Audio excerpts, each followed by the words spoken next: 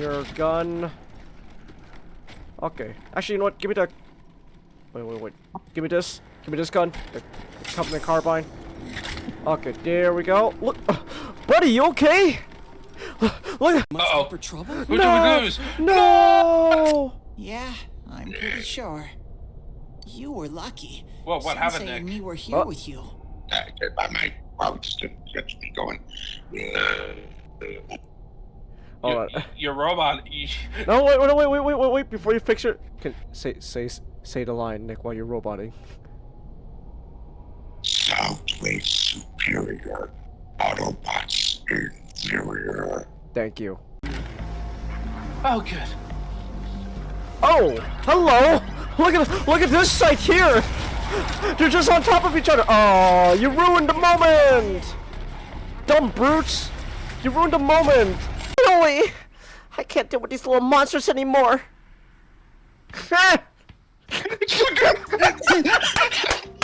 It's just oh my gosh! Oh my gosh! You better have. Who's this gay trigger? Oh my gosh, Nick! There better be a fucking dinosaur, Uncle Ruckus! I swear to God. That's what happens to the military every day, anime guy. Are you saying if I join the military, I'll become gay? No, just the Navy. Oh, right, just the Navy. In the Navy! You could sail the 7 seas! In the Navy! They got busy.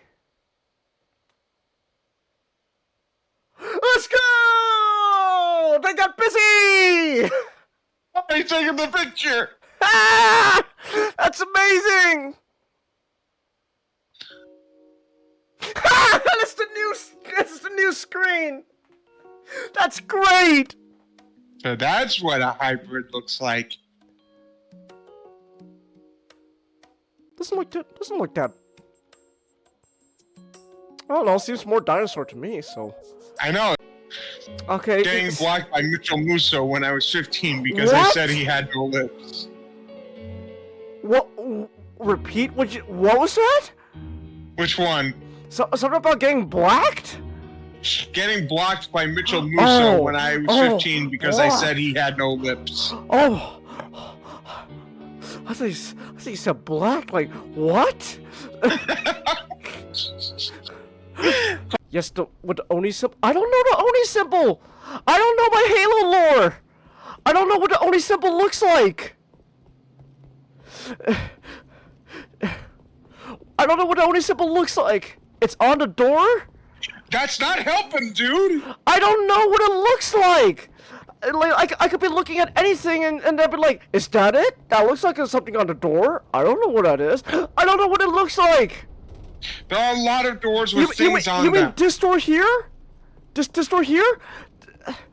It says search right. Who's still left? There's nothing happening, man. Yes? Well, there's nothing happening, though. There's literally no other. And oh my god, I think I broke the game. Cause like, who else is still alive? I don't see anyone else still alive, man. Forcefully move Dutch. I can watch the house. Okay. She's watching Power Rangers. No, can I watch with you, Nanako? Can I watch with you? Oh my gosh, it's Power Rangers! Please, let me watch. Why can't I stay here and watch with you? No! 0 out of 10 game! I can't watch Power Rangers with my little sister! This sucks! I hate this game. I fucking hate this game. I can't watch Power Rangers with her. They can't get enough of my tongue! They can't get... God, that... My... Wait, that just means Ben Franklin literally admitted he's so... Not only did he invent cunnilingus, but he was so good at it when he first did it, that old woman just went, keep doing it, Ben. And it's just like, oh... So that's why he had the nickname Ben Franklick.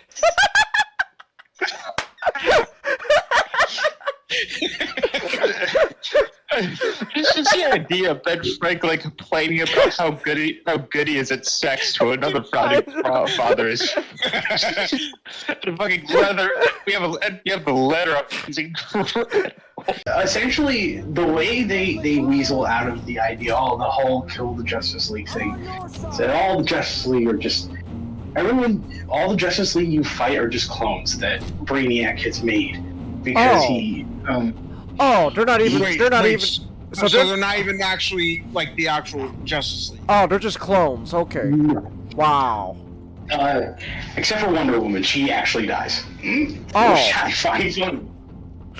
Okay. So not only are like the Justice League not actually do we not actually kill the Justice League? They only kill the one woman. Huh. How progressive. Man, that. What the fuck is this? What the fuck is this game? What did Rocksteady mean by this? Okay, so why are you fighting Mercury? Bam. Bam. Oh my gosh! I can hear her out of breath. Oh no! This is. Oh no! Oh. They should give her one of those fucking little mobility scooters to get to enter here. Oh, as she fucking lost in one. Oh. Then I'll meet you at the gates after school tomorrow. Okay, bye. Did he say he was interested? He's a guy. And I'm a guy, but he's interested in me? Oh, they're gay! Ooh. Anyways, that's 2.0. I hope you... I don't know. I don't really know what else to say. It's just, there we go. Wham! Bam! I've been watching too much Futurama. Bam! Alright. So, let me just, here, let me just adjust myself real quick. Okay. There we go. Does it still have the same emotions? Yeah, I still got the same emotions. With a new one. So there's there's the normal one, and then ooh, I'm angry. I'm having a bad time with this game, and then oh man, this is a big bummer, dude, and then I don't know what to call this one. I just call this oh. Oh, okay. And then this one's like, woo! Oh! Quick time events, shit! Oh gosh, she's out of breath, please! Oh. Okay. Oh my gosh. Oh my gosh, the sound effects too! Oh. Oh, okay, quick time event, okay. Oh no. What's she doing? God, her belly punches. Oh! Oh! Oh! Oh! Oh! What? What?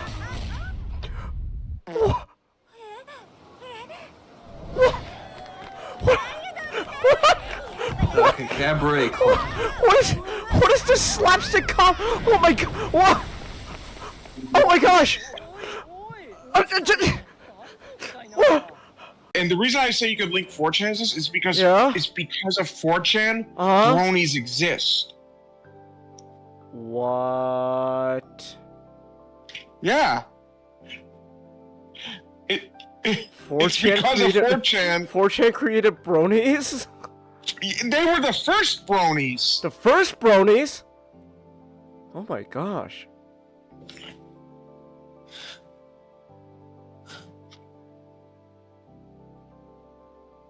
I don't know how to feel about that, Nick. Happy birthday, Changus. Soyper doesn't hold a grudge. He's a real hero. I like Soyper. Yeah, I'm glad.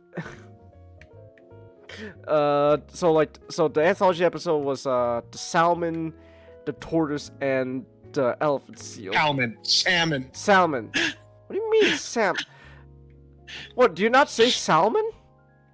It's pronounced salmon. You don't pronounce the L? No. The L side. Everyone in my. Hope I can get away being tardy. So I walk into the door. Ah!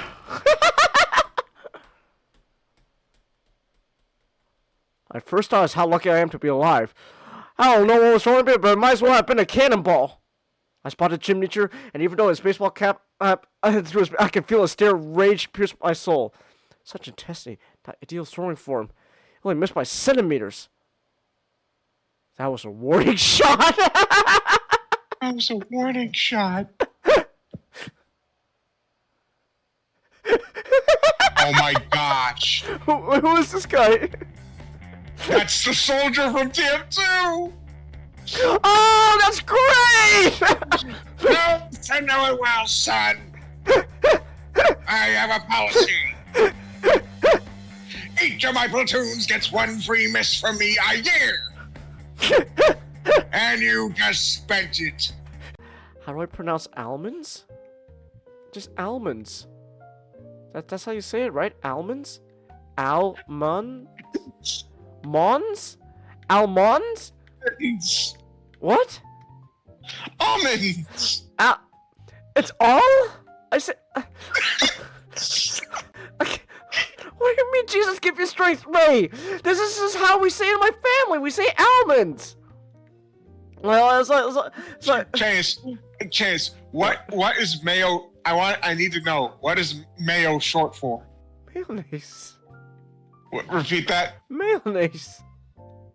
It's okay. Is it supposed to be... What is it? I caught my brother once. Cause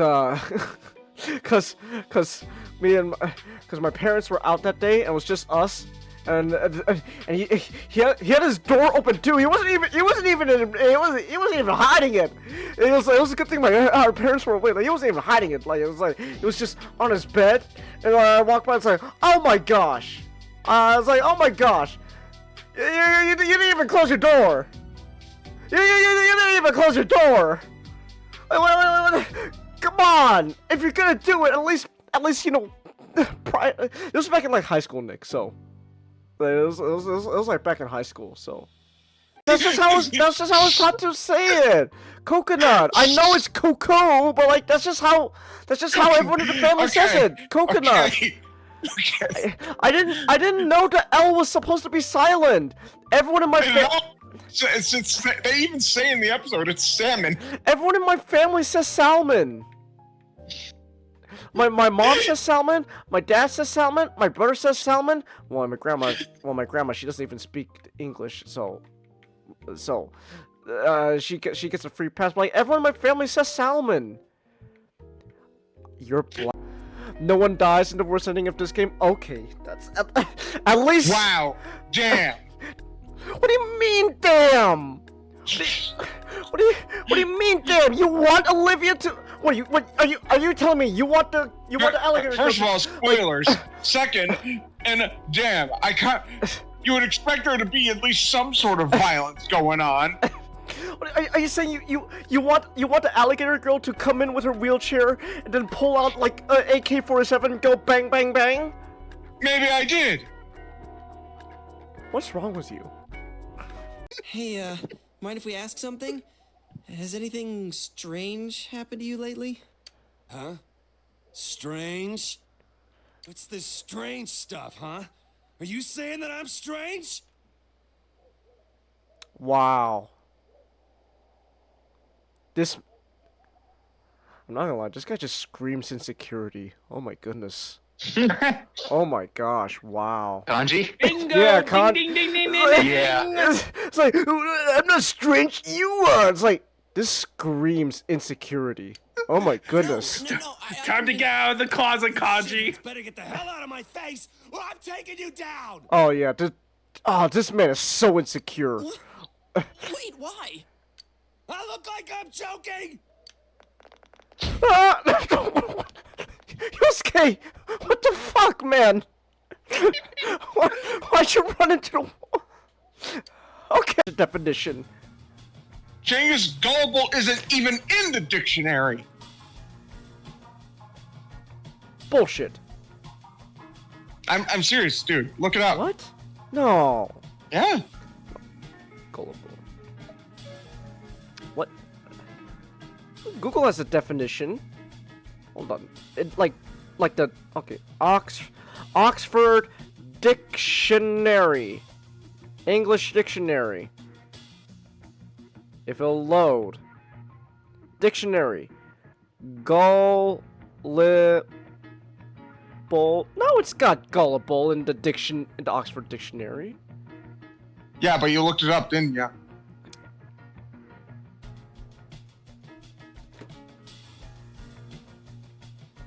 Get out. Get out. I'm any. I was playing with Jared, and he said that earthquakes happen when my mommy gets out. Oh my god! Damn, is that true? Well, I hate to tell you this, dude. Tell him that his mom has a secret daddy she doesn't tell anyone about. Anna! Okay! Oh no, you don't! Jared, get over here! It's out of the way, out of the... Okay, here we go. Whoa! This guy's flopping around. Physics! Okay. Give me your gun. Okay. Actually, you know what? Give me the... Wait. Give me this. Give me this gun. The company carbine. Okay, there we go. Look... buddy, you okay? Look... Uh-oh. For trouble? Who do we lose? No! Yeah, I'm pretty sure. You were lucky. Well, what happened, Sensei and Nick? me were here with you. Well, just gets me going.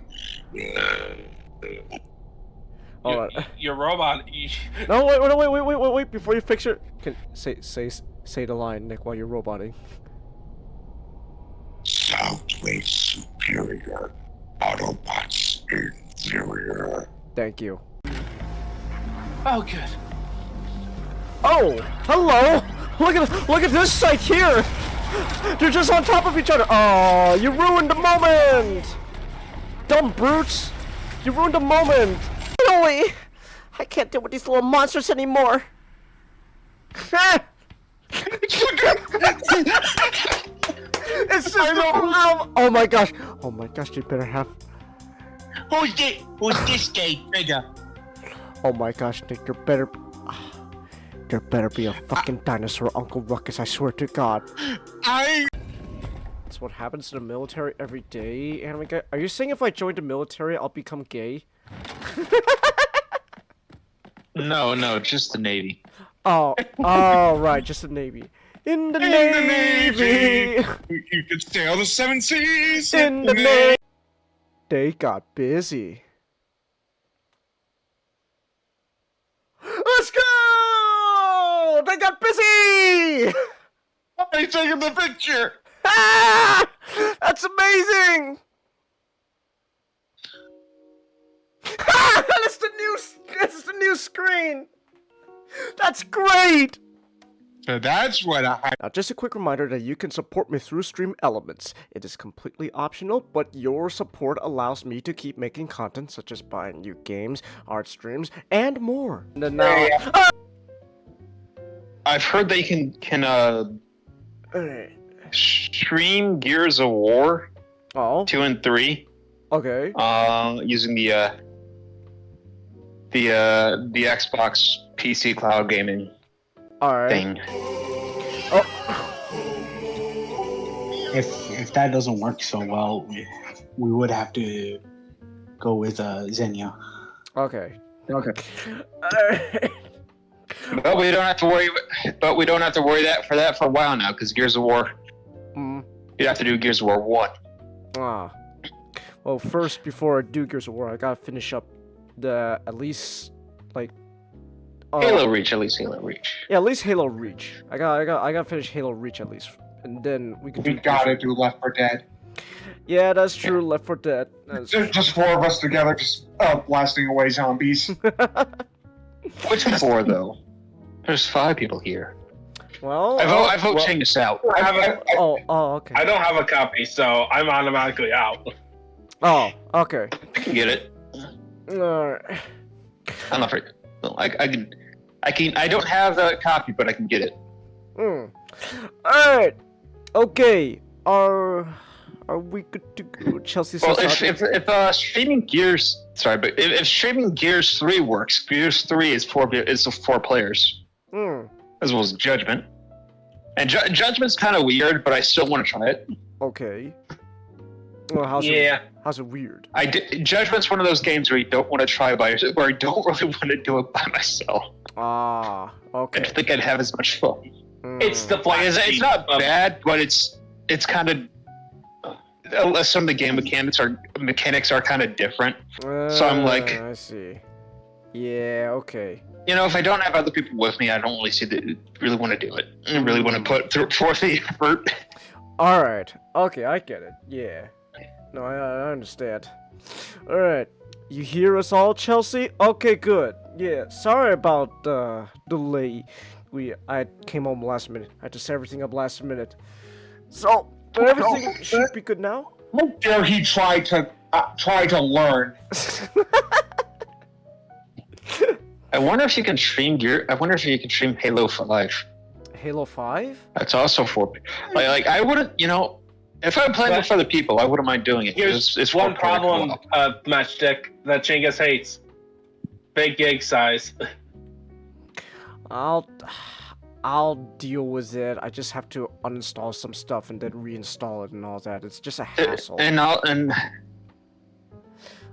you know, by the time we get to it, it's probably going to be a long while from now. So maybe you get a better PC here, or like a bit like another extra. Did you get an external storage device? I can't get one. I can get one. So I think that's something that you should look into. That'd probably be useful. That's true. All right. You know,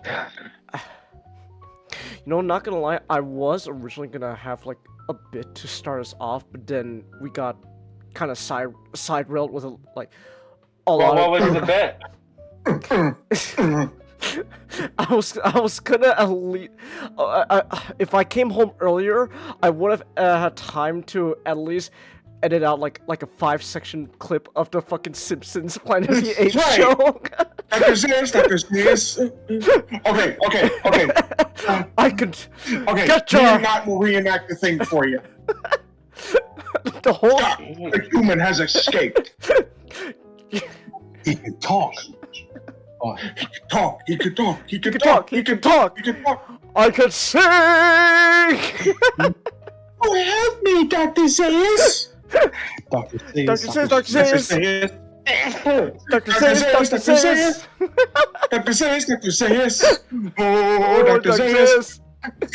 Zeus. What's wrong with me? I think you're crazy. What a second opinion. You're also lazy. Dr. Zeus.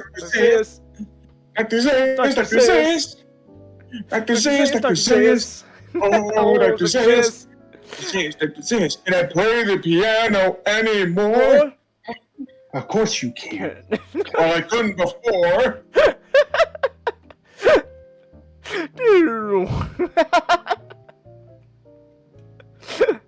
Dr. Zeus.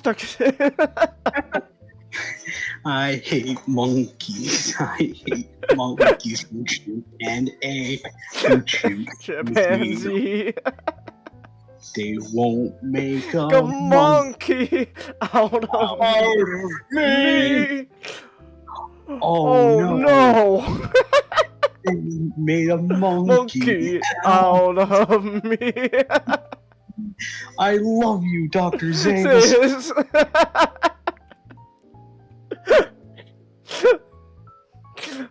Yeah, so if I came home earlier, I would have had time to like at least edit it and edit like a 5-second part of that whole bit, and then we could open up the stream like that. But I came home late, and then we ended up having a whole ass different conversation. But I'm here now, and we could talk about monkeys in a bit. But we got other stuff to talk about as well. Just because I came home late and we started off kind of late, I suppose we should like get the ball rolling. Yeah. So all right. But don't worry, we'll get to monkeys. We'll get to monkeys in a bit. But first, before we get to monkeys, we gotta talk about the history of So I was mistaken when I thought, oh yeah, I was gonna do Anglo-Saxons and or the Crusades. Okay, so what happened? Instead, I didn't change your thing. Hold on, give me 1 second. Let me change that. You know, speaking of Anglo-Saxons, Tom Holland has a 100-page book on the first king of England, Athelstan. And I was thinking about getting that for my little brother to get him in history. Yeah. It's only Well, for 100 me, pages, so. Wow. for me, what kind of kick-started reading the Assyrian is I went to the library and the sequel to 1177 BC came out. Okay. And that takes place after that date and deals with Iron Age.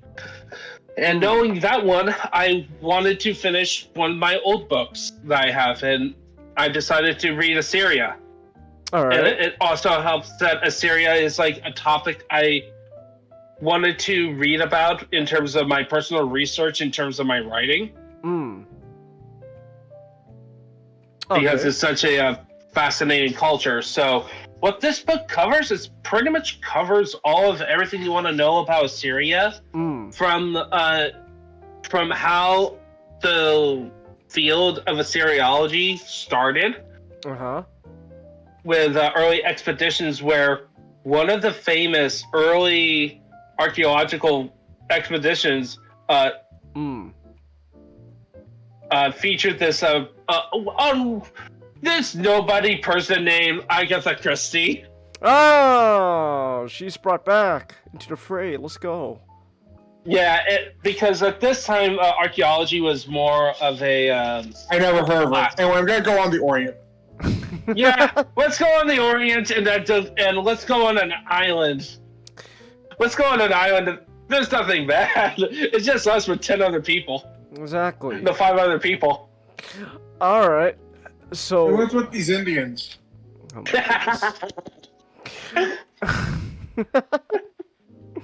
But anyway, so it covers Assyria, and then it covers early Assyria to like the most famous period of Assyrian history, to even the aftermath, in covering the perception of Assyria over time. Okay. And it even covers the time ISIS tried to destroy Assyria. Like the terrorist group? Yeah. Yes. They tried to destroy Syria? Yeah, they just tried to destroy sites that is connected to Assyrian history, like the couple of their big cities. Kala, which was the longest running capital of the Assyrian Empire. And parts of Nineveh. The reasons given in the book is that one is to establish more of their version of his Islamic identity, but also because the study of Assyria is mostly a Western thing. Yeah, Chance, the Assyrian people now are very Christian. Yeah, and here, and kind of got kicked out because of ISIS. Oh, okay. They were among the refugees in the Great Refugee Crisis. Okay. I see. But anyway, so there's a lot of stuff I learned about Assyria, and of course, much like with the Jojo and the Ashen Elm, can't go into it much. But I will just highlight a few things about history in general, speaking about it. So, Assyria did not actually start out as a military nation. They didn't. Okay. Yeah. So Assyria comes from the people of a city called Ashur. All right. Like ASHUR, and Ashur was a trade hub. It was a trade hub and also religious center. So throughout all of its history, Ashur was basically the religious capital of Assyria. Even during the most famous period of the Neo-Assyrian Empire. And before there were kings, there was actually a city council, essentially. basically all the elders, which you actually, if you look up the story of Ruth, of where there was mentions about elders at the gates dealing with civil dispute, which is part of the plot of Ruth. It's much like that in Assyria. Huh. Okay. And yeah, and so like they had elders there. Usually, all the elders were like tradesmen who had like big landowners, and they essentially kind of do the day-to-day business because they kind of sit at the gate. Cases are brought to them, and then all of them decides on that. Well, after a while, they decided to have a king, and then the king. The thing about the king, the king didn't try to associate himself as the son of the gods or themselves as gods. Oh. More of like the vessel of the gods. A few of the Assyrian kings did approach that pharaoh level, but most of them, even the more famous kings, wouldn't go that far. So then over time, these kings started to change its outlook during the Bronze Age to become more imperialist. A bit more about your famous Assyrians. Like they occasionally do the war criming there, dipping into the war criming. Yeah. Cool. Okay. And then the Bronze Age collapse happened. And originally they kind of were reaping the benefits of it because they were getting affected. Then they got affected where it was a lot of internal strife. Like if you read the book, a very common element about a lot of the problems with Assyria is internal issues. Like the book highlights how Assyria was the first empire that we can fit because it was the first nation that expands like over other people groups, but also sets up like a providential system. Okay. And part of the problems is that all this system is to build up one guy, one royal family. And here's funny enough, the royal family actually lasted from the beginning to the end. Oh, wow. There was dynastic issues, but in general, there was no wiping out the royal family and replacing with a new one. Oh, so they were quite lucky when it comes to empires. Oh. Yeah, in comparison. And then the Neo-Assyrian period. So after the Bronze Age collapse, they kind of reinvigorated themselves under Tiglath-Pileser III. That's a interesting name. Yes, don't worry. It gets... Get used to weird names that you can barely remember. Alright. This is ancient history. So he basically started what is essentially the modern, like the Neo-Assyrian Empire, like very expansionistic, using war crime as a tool. Chelsea, look in meme channel. Of terror. Oh my goodness. What?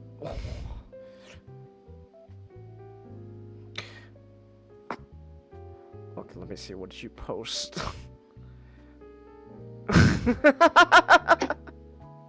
Yeah, I got inspired by her comment. I got inspired by her comment. Yep. Okay. So, yeah, and then the reputation of Assyria tanked under the leadership of Sargon II. Okay. It's because Sargon II, his biggest crime, he died during a campaign and his body was never recovered. Ah, lovely. Good job. But this was important because in this culture, so even their houses. Okay. Imagine this: your house, all the features of this, but your basement is where you bury your dead. Okay. Like, so they really highly view burying people after they died. If they can't move on, it's like viewed as like a curse. Okay. And what happens is a series of events, a series of kings that revolves around a couple of things. One, relationship with their neighboring state of Babylon. Babylon. Yes. So think of Babylon as the cultural center of the Mesopotamian region. Okay. You know, like New York or Hollywood. Right. Like, think of a Paris. combination of New York, Hollywood. It's also intelligentsia to be in there. Okay. So, like, in comparison, Asher is more like your trade hub and religious center. But by the time of the Neo-Assyrian Empire, it's bouncing between Calais, Nineveh, and then this third one under Sargon II, he was building a new capital city. But it was abandoned when he died, and his son is Sennacherib. Okay, what is to do with this guy? So Sennacherib moved the capital to Nineveh. Okay. Most well-known place. And first off, he was very much anti-Babylonian. Let's go. I can already sense but conflict. he is the most well-known Assyrian king because of his campaigns against a certain nation called Israel and Judah. Topical. Wow. I didn't realize this would get He topical. also got a lot of bad press from doing that. Historical bad press. Really? Yeah, it was that campaign that gave the Assyrians their reputation. And because Sennacherib, the closest thing to leaders, if you kind of pick, he's pretty high on the Hitler scale. Ooh. He's like a 2, maybe a 3. Ooh. Where's that joke from anyway? The Hitler scale. I remember that, but I can't remember where it's from. So he was prejudiced against Babylonians because he feels like that was one of the reasons why his dad died. And the book highlights of how the death of Sargon II basically haunted him. Okay, but what does Israel have to do with his dad, though? Nothing. It was just part of kingdoms that it was like a vassal state that rebelled at the time. Like when a vassal, like a client state, it doesn't necessarily means that they are fully conquered. It's just that they're paying tribute. Okay. At that time, that's like what it means to be a vassal. Is that you're paying money to not get. It's protection money. Oh, it's like a mob. Yeah. Okay. Yeah, exactly. Just like a nation state. I see. Yeah, Assyria acts like a mob boss. Okay. Okay. Hey, yo, Israel, we need a mucha. Yeah. We're not gonna get whacked. Wow. Yeah, and Judah was part of that, and you have to. It's like a mob boss where you get involved in the protection racket because you either voluntarily do it or you try to defend yourself, but then you are defeated and forced to. Okay. I see. Wow. Yeah, and so it was during that campaign where Judah decided after Israel got wiped out to lead a rebellion. Okay. Partake in the rebellion to be independent, asserts its independence, and that is where we get the most famous mural of depicting a siege of Lachish, and it shows all the horrors that affects. Okay. That the Syrians can do. And Sennacherib was not a nice guy, so you had that whole story where essentially it was that event to a lot of modern scholars who that is like the Israel that people think of in the Old Testament is that event. Like during King Hezekiah. Like that's kind of the narrative of the more liberal scholars. Okay. Kind of is that it's during that king where Israel becomes more monotheistic. But that's a topic another time. And don't worry, we'll get into Bible stuff. Okay. What? I said I coughed and I was like, base. Oh. Okay. No, modern scholar. There's some modern scholar shit. I was talking about monotheism. Oh yeah. But anyway, All right. so Sennacherib, but his worst act was he attacked Babylon and destroyed a lot of that city. Ooh, good. Let's go. Imagine someone crimes. just nuking New York. It's it's that equivalent. Oh, wow. Good job, buddy. Must really. And then, except the Assyrians I haven't mentioned, their worst act is not so much the killing and the destroying of cities. It's not? No. The deportation. Oh. Oh, okay. So what they do, so to help run their empire, because their empire is essentially was built on the philosophy of expansion. It's like it's like a company where it has to continually grow and grow and grow, otherwise it will just shrink. Right. And because where Asher is in geography is that they get just enough rain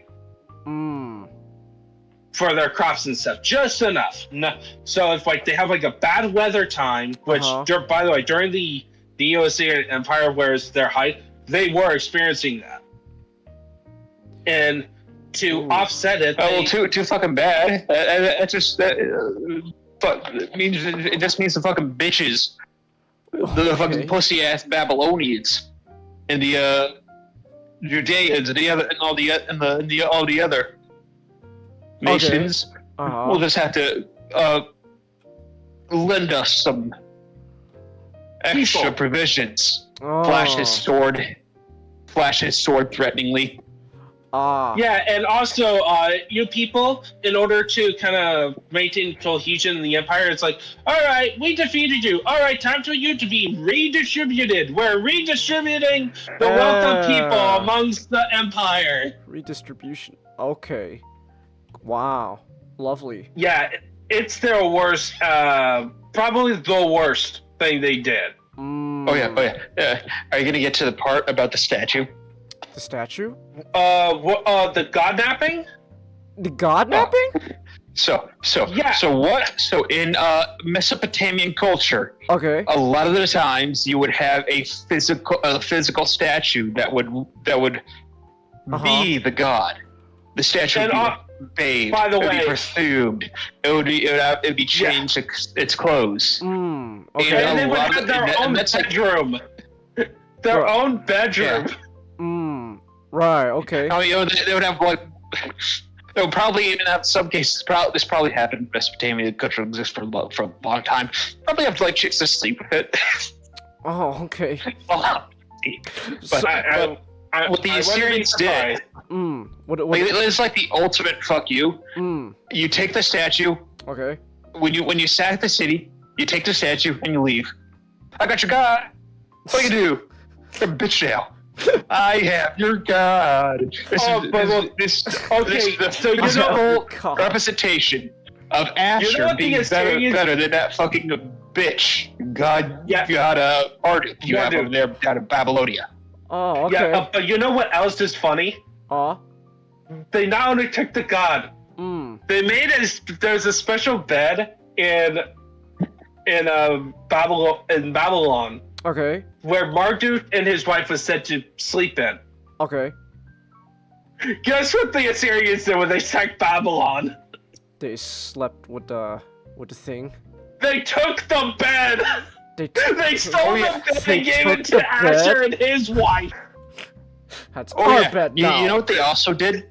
When they got I don't know if if it was this particular case, it might be. Okay. But when they got the statue, they put it on trial. What? All right, Marduk. How do you Asher, you got a lot of explaining to do for your rebellions. What? Yeah, look, this is ancient Mesopotamia. A lot of it is just symbolism. Okay. And, Still, you put a statue on like in front of like a court of people. yeah, essentially, it's more of like a cultural insult to okay. Like that's the logic. It's like. Oh, that's a very interesting. Imagine if somebody sacked Rome and they went to to St. Peter's Cathedral and they cut out that the painting of God, like touching Adam, if it was at St. Peter's Cathedral, and they go out and they put it on trial and to symbolically show, yeah, Christianity's done for. Yeah, you're a bitch now. You know what I know so funny about one point in Sherman's march through Georgia. When they got to the capital of Georgia, a bunch of soldiers in drunken rage go to the Senate building. Okay. And did a mock vote about rejoining the Union, like removing because Georgia was like the first state that is like made a secession. I see. So, I don't think it was Georgia. I think that was like even the Carolinas.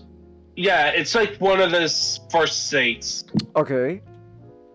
To form the Confederacy. But anyway, so back to Assyria. So Sennacherib, after he stole the bed, got napped, and destroyed Babylon, putting on everyone's big no-no list. Okay. He got paranoid and got killed by his own sons because he decided, I know you are the oldest son, but I'm not picking you. I'm picking the youngest son. Oh. Wait. Let me guess. That really pissed him off. Yep, it caused a succession crisis, and then that son Woo! had a very okay reign. Like I think he's the one who conquered Egypt. Oh, okay. For 5 minutes. For 5 minutes, okay.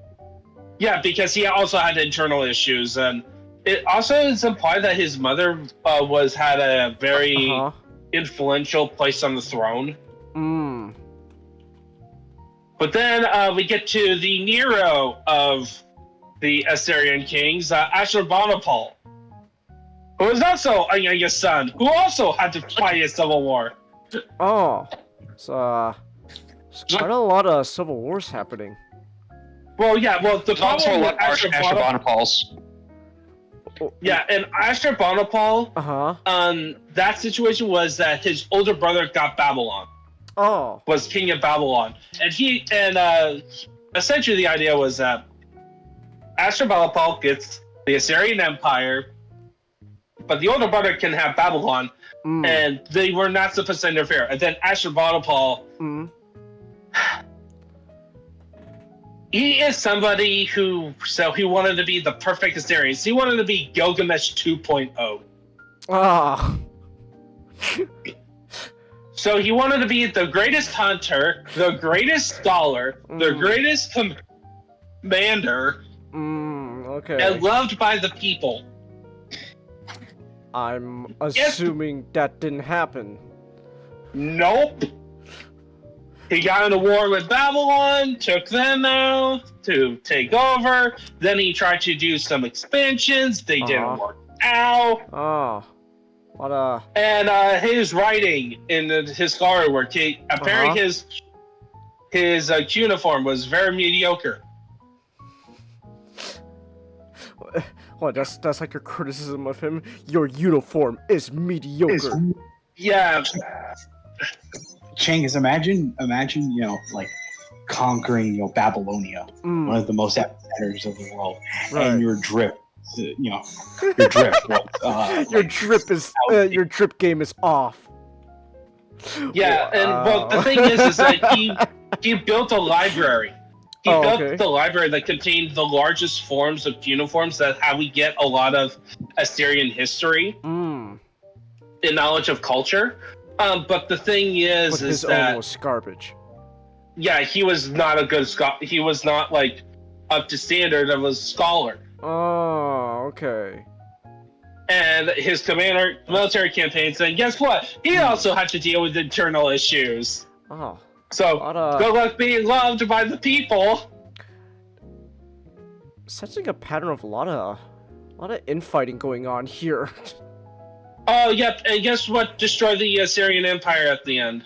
Infighting? Yep. Ah. Yep. Succession crisis happened, and then everyone saw that and is going, yes, get him, Babylon, get him, Medes and Persians, get him, Egypt, get him. The Scythians come in, and it's 1944. Just everybody's coming into Europe. Yeah, it was basically the Smash Brothers Ultimate event. It's like everyone's here, just and still the Assyrians were a nightmare to deal with because they had a very professional army. Oh yeah, their army a very large took a while. It was like a 30-year war, like 10-year war to wipe out Assyria. Wow. Like for a fall, impressive. In the grand scheme of things, it was a quick fall, but it was it took a while, and it's like the end of World War II, where all the countries that aren't even fighting are like, we declare war on you, Germany. I'm Argentina. I'm not sending anybody there, but I'm declaring war on you, Germany. So, and so we didn't get much records because of how hated they were that they got destroyed. A lot of our history at that point was influenced by the Bible. And we're going to now go into the section, my least favorite chapter in the book, because it was a clear example that he's an Assyriologist, not a Bible scholar. Oh, okay. Like, there's a point where he talks about, so Herodotus was mentioned, talking about because he's one of the earliest sources. Okay. Herodotus essentially combined a lot of kings and rulers under two characters, like a queen and a king. Okay. And the story of the queen is very similar to the story of Jonah. It involved a queen having to be in a fish for some reason. And he tried to propose that the story of Jonah was essentially kind of a ripping off of that story. And then he added this sentence, it's like, why making her from a queen to a prophet is no one knows. Okay. Well, the thing is that if you know the story, do you know the story of Jonah? Yeah, he got eaten by the fish because he didn't do what God told him to do. Well, actually, okay, so the story of Jonah, the punishment was actually the storm that he got thrown overboard for. Okay. The fish was actually his salvation. But he still got eaten by a fish, though. Yes, he got eaten by a fish, but the key point is not actually the fish part. So he then gets spit out and goes to Nineveh, and this is like before Nineveh became a capital. Okay. Based on this book. He preached, repent and all that stuff. And their local king repented. Okay. So now, if I tell you that, would you think that would have been like, oh, good, mission accomplished, happy ending? Oh, well, right? What did he do? Jonah was mad. He was molding. Why? He did what he was supposed to do, right? That because the reason why he ran away from the first place was that he hated the Ninevites. And he knew what they would have done and if God would forgive them. So the entire point of the story is that despite him being saved, God saving him through a miracle and forgiving him for trespassing, he still had to. He could not let go of the hatred in his heart for the Ninevites. Oh, what'd they do to him? They were the Assyrians. They were Israel's enemies of Israel. Oh. He was like you could have one way of viewing it, that he's an extreme patriot. Mm-hmm. That is like only Israel is the holy people, everyone else sucks. Mm. Or you can view it as the case of these are horrible people, they don't deserve your forgiveness. Oh. Like think about it this way. It's like the equivalent of Imperial Japan after World War II. Oh. Like telling them that they having a Christian, a Chinese Christian, okay. being told by God to go and preach to the Imperial Japan. Right. Yeah. Okay. Wow. So that's actually just kind of part of my problem. Like, clear example that he's an Assyriologist, not a biblical scholar, is that although I see what it recognizes, like, well, yeah, the reason why, if you were going to go for the skeptical route about the author used this Assyrian mythological character to talk about as part of the tale, as like a retelling, is that the reason why the prophet was chosen is that the mythology part was not used exclusively because it's very different story outcome than the original, is that it was used to highlight the important thematic point about loving people, about obeying God's will and loving people. Okay. But like that's my only problem. It's only one chapter out of 18 really good chapters, and this is the brief overview of the book, and I highly recommend you reading it, or you can listen to it on Audible. All right. Yes, Chelsea, there are Chinese Christians. They are in underground churches. Yeah. Well, there's two types. You got official. There are Christians who go to the officially sanctioned churches in China right now. But then you got the more conservative underground churches, house churches. Yeah. That the Chinese government don't like. Woo! Let's go. We're topical tonight, baby. It all because Syria. Wow. Who knew these ancient people would make tonight topical? Good job, Well, Syria. yeah, because Good job, Syria. they laid down the blue. You guys are great. Oh, don't worry, Ray. I don't know. Like, in terms of history, communism is definitely crap, but oh boy, monarchy. Woo! I'd say communism is worse. I don't like communism, but I will never argue in favor of any monarchist system. Especially the type of monarchy in the ancient world. All right. Monarchy really depends on the monarch. Communism has the ideological disadvantage of being fucking insane. Yeah, like that's one of the reasons why Assyria Empire fell apart, is because of the monarchy system kind of exposed the flaws. Okay. They got bad monarchy roles. But, I mean, hey, it could be worse. Your current monarchy could be a geriatrical man. Or it could be a He's name. dying of cancer. Oh yeah, the king of Britain's dying from cancer. What the fuck?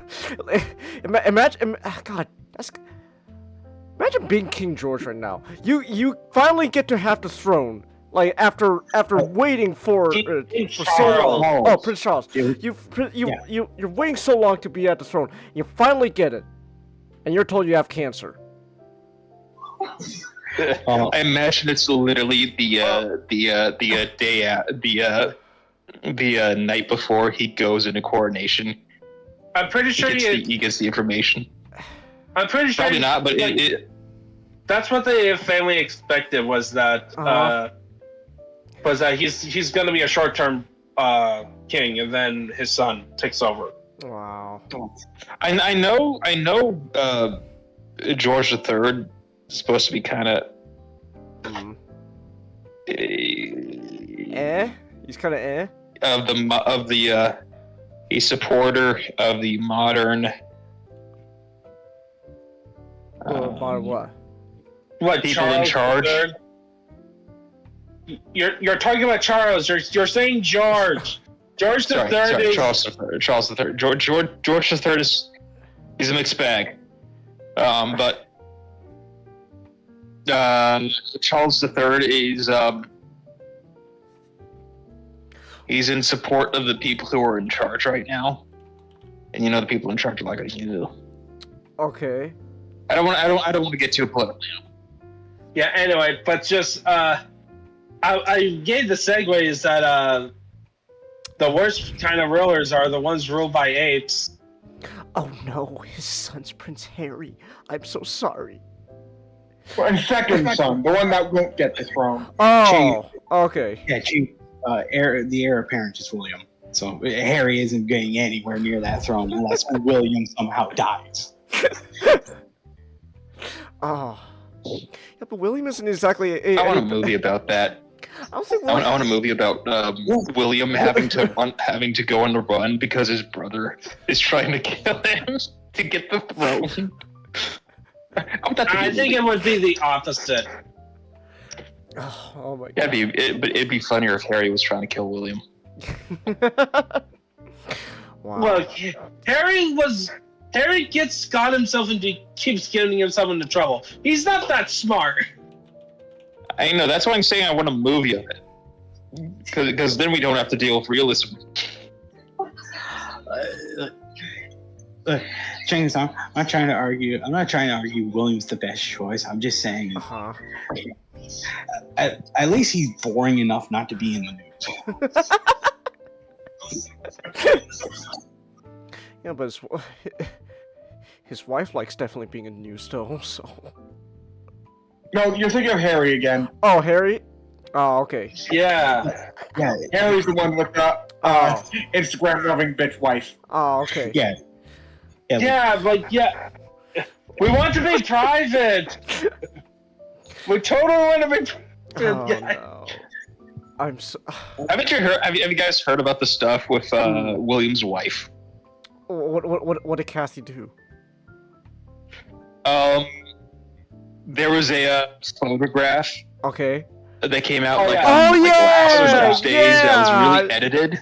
Yeah, I saw the Count Dankula video on that. They had to Photoshop an official royal picture. That's amazing. That's amazing. Well, I'm just saying. I honestly at this point, a part of me kind of feels bad for Charles III. He's almost 80 at this point. He's in his mid-70s. He's got cancer, and his two children aren't exactly the best to take the throne. Well, William would be better than. Yeah. William's fine. William is fine. It's just nothing really to him. Yeah. Oh, okay. That's actually a good thing in his favor. But Lord help Britain if Harry gets in charge. Yeah, William's the one who just follows the standard protocols. He's the straight shooter. He's just boring. Okay. Literally nobody wants Harry. Nobody wants Harry. Okay. William is Mace, Harry is Anakin. If William, eventually does step into the throne, people are still going to be talking about his mother. Oh, okay.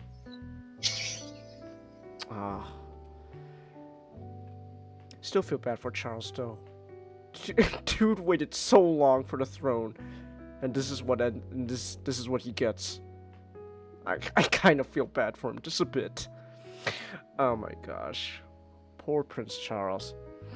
Alright, I guess then though, like Najal said, that we could move on. So speaking of terrible monarchs.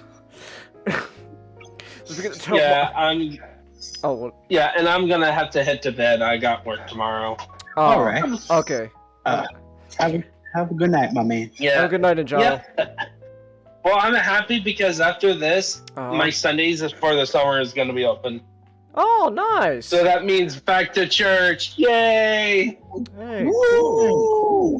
Nice. But tomorrow I have to help transition kids to summer housing. Okay. Alright then. Well, good luck. Alright, have a good night, guys. Have a good night. Have a good night. We know kids are retarded. Good luck. Good luck. Yeah, they are a bunch of little tarts. So Changus. I deal with fucking 4 of them. Oh, I'm sorry. Oh, I'm sorry. They're a handful.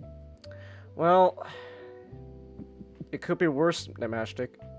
You could have someone just the same age as me who acts like a kid. But hey, that's all I'm gonna say about my personal life for now. Monkeys! But you were saying not? Oh, no, I'm saying. You were saying not? I was gonna say, what do apes and Rome have in common? Hold on. I got my camera showing. Okay.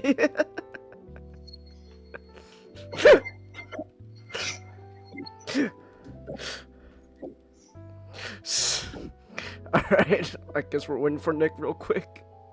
Alright. I've been showing the camera, dude! Oh, I didn't know that, okay.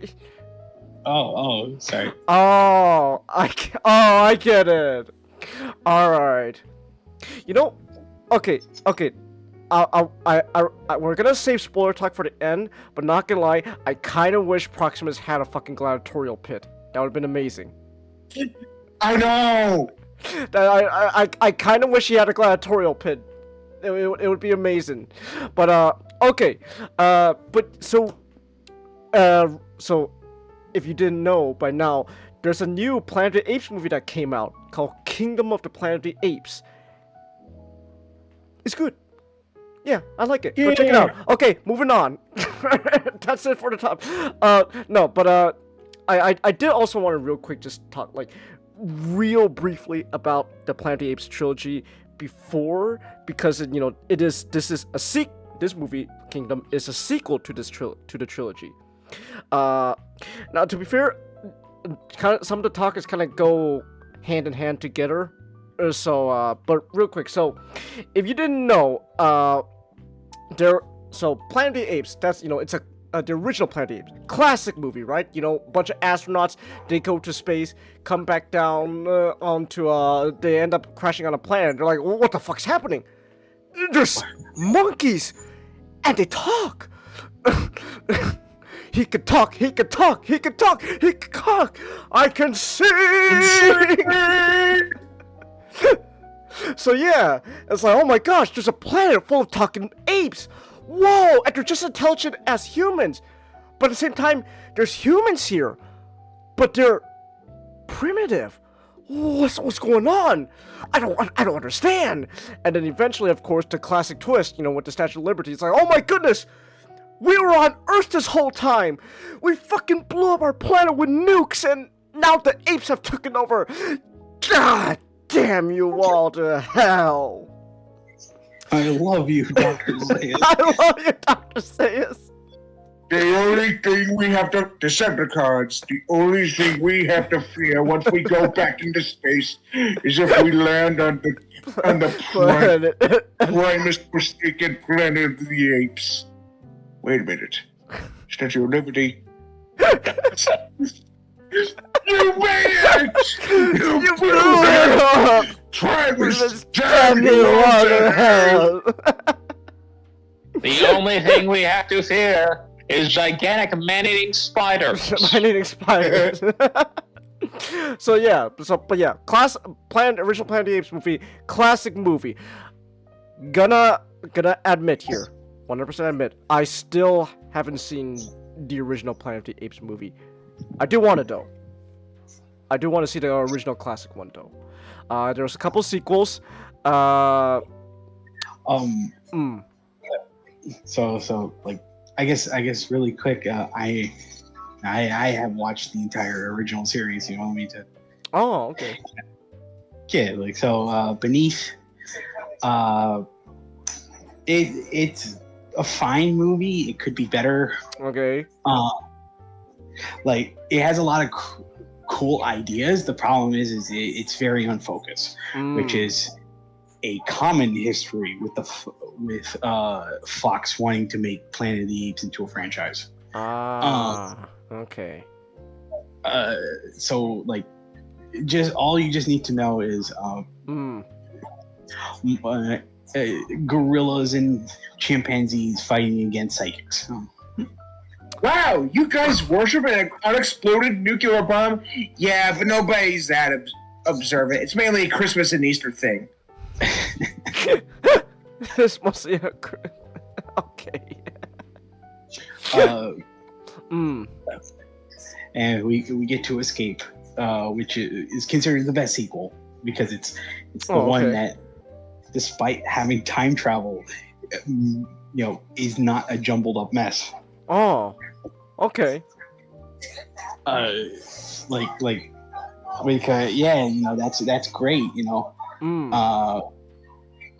It's great. Basically, the good 8 characters from the first 2 movies arrive in what is essentially the past. Well, their past.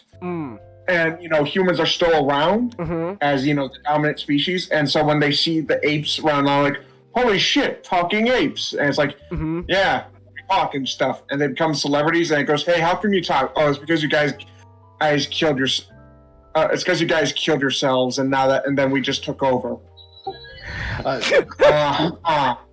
My favorite is Cornelius's whole speech. He gives to the general. It's describing, when apes, when cats and dogs all got killed off, apes were pets, and then they were made into slave labor. Like Chang, is that speech is where we got the it's where we got the famous scene of Cornelius sort of describing in the original canon the chimp was Aldo, but in in the new canon, of course it's Caesar because he's the most famous ape. The ape who, instead of grunting, murmurs a word that many humans have told him. He murmured, no, he yelled, no. No. That was a great scene. I wish I could have seen Rise in theaters. Conquest is like just as okay as Beneath. Okay. It just doesn't. Again, it just doesn't know what it wants to do at times because it's going through that weird Fox tumble dryer. Okay. It also really hurts that these movies were being pumped out a year apart from each other. So I see. And then Battle. That was a movie. Oh, okay. Yeah, Battle is not good. Oh, okay. That's great. Trying to kill the franchise for a bit. And then 2001. It sure was a movie. Had to revive it, but also killed it again. Okay, that I remember watching on television. Tim Burton's Planet of the Apes with Marky Mark and his chimpanzee Funky Bunch. That was definitely. They became alert to the concept of slavery, and as their numbers grew, the slavery's antidote, which, of course, is unity. At first, they began assembling in small groups, They learned the art of corporate and militant action. They learned to refuse at first. They just grunted their refusal, but then, on historic day, just commemorated by my species and fully documented in the sacred scrolls, there came Aldo. He did not grunt. He articulated. He spoke a word which had been spoken to him time without outnumbered by humans. He said, no. Yeah. I watched a movie with Marky Mark today. Which one? The other guys. Ah. Did you like it? Oh. Huh? Did you like it? Oh, I've seen it before. I loved it.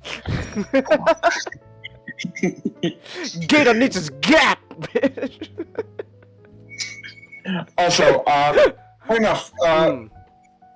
Escape somewhat retconned the original because it was like the idea that apes actually went with an uprising. Okay. Where the original in the movie it was just humans just killed themselves, basically just killed themselves, and this ape just rose up naturally. Just as like, now it's our turn, bitch. Okay. So the funny thing about Escape is the entire script was meant to kind of warp into itself because Cornelius, Zara, and I guess by extension, Dr. Milo. Dr. Milo dies. Don't get attached. Don't get attached. Okay. Good to Let's know. just say when the opening credits, when they announce like Roddy McDowell and the woman who plays Zira, and they don't mention the guy who plays Milo, don't get attached. Okay. Good to know. Their presence on 1973 Earth kind of rewrites their future. So okay. So like the idea of Aldo is still kind of there, but you know, like you could also justify it as, well, Caesar, the ape, he kind of lives under a lot of names. Okay. All right. Interesting. All right.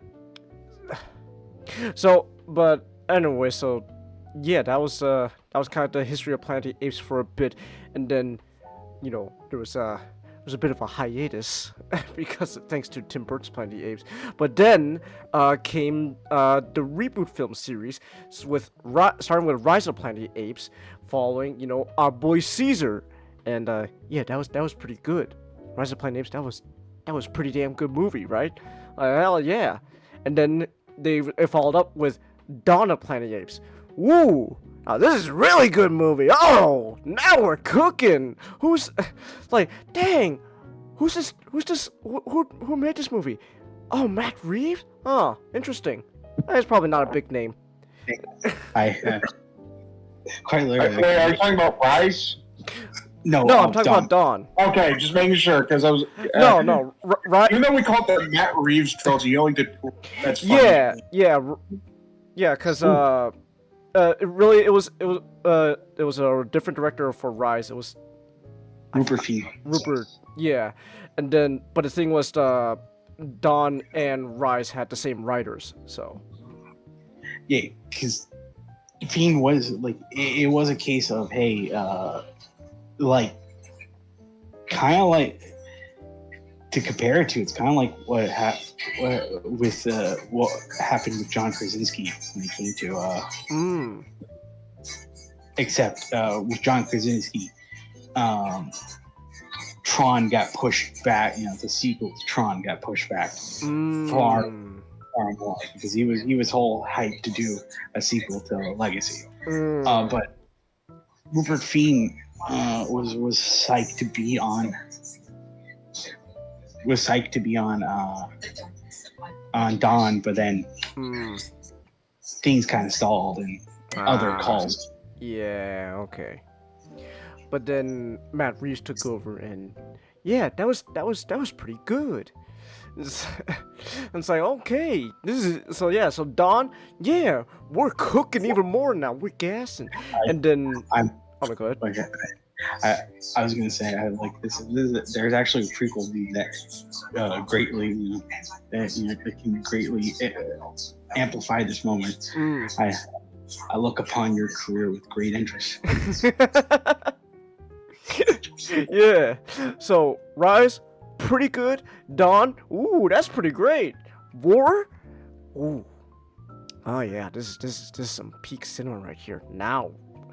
And this and War this time was written by Matt Reeves. Not he's still directing, but now he also wrote this movie. And ooh, yeah, this is pretty good, you know. So the Planet of the Apes reboot trilogy, like, yeah, this is some pretty good cinema right here. Like, now one of the things I really love about the whole Planet of the Apes trilogy is how under, like, you know, I guess if it went differently, these movies could have just been about, like, oh, it's just humans and their hubris.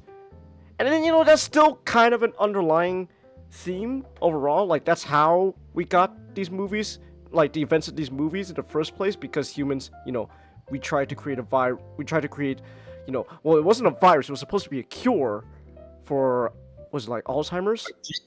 Yeah, Alzheimer's. Alzheimer's. But then it became a virus and it just spread. And so, like, in a sense, that is kind of the folly of humans. And, you know, in our, you know, we tried to create something that was supposed to be beneficial, but then it ended up literally kind of exploding in our faces. So then that's how we got the simian flu. But then, but that's not really the point of these movies, though, in the reboot trilogy. It's really more or less just about the idea of coexistence. And that's really the main focus, coexistence. Can humans in this new, you know, world coexist alongside apes? These new intelligent apes. Can they just live together in peace, or, you know, are we just doomed to, you know, kill each other? You know, that's really the big thing these movies are about. And yeah, it's really good. These are some great movies, by the way. I cannot recommend the Planet of the Apes trilogy enough. This is, yeah, this is some good shit. So then, you know, War was what, like, I think like 2017, 18? Yeah, 2017. 2017.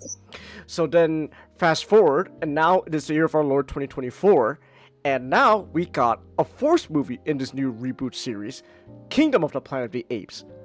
And yeah, like I said, it was pretty good.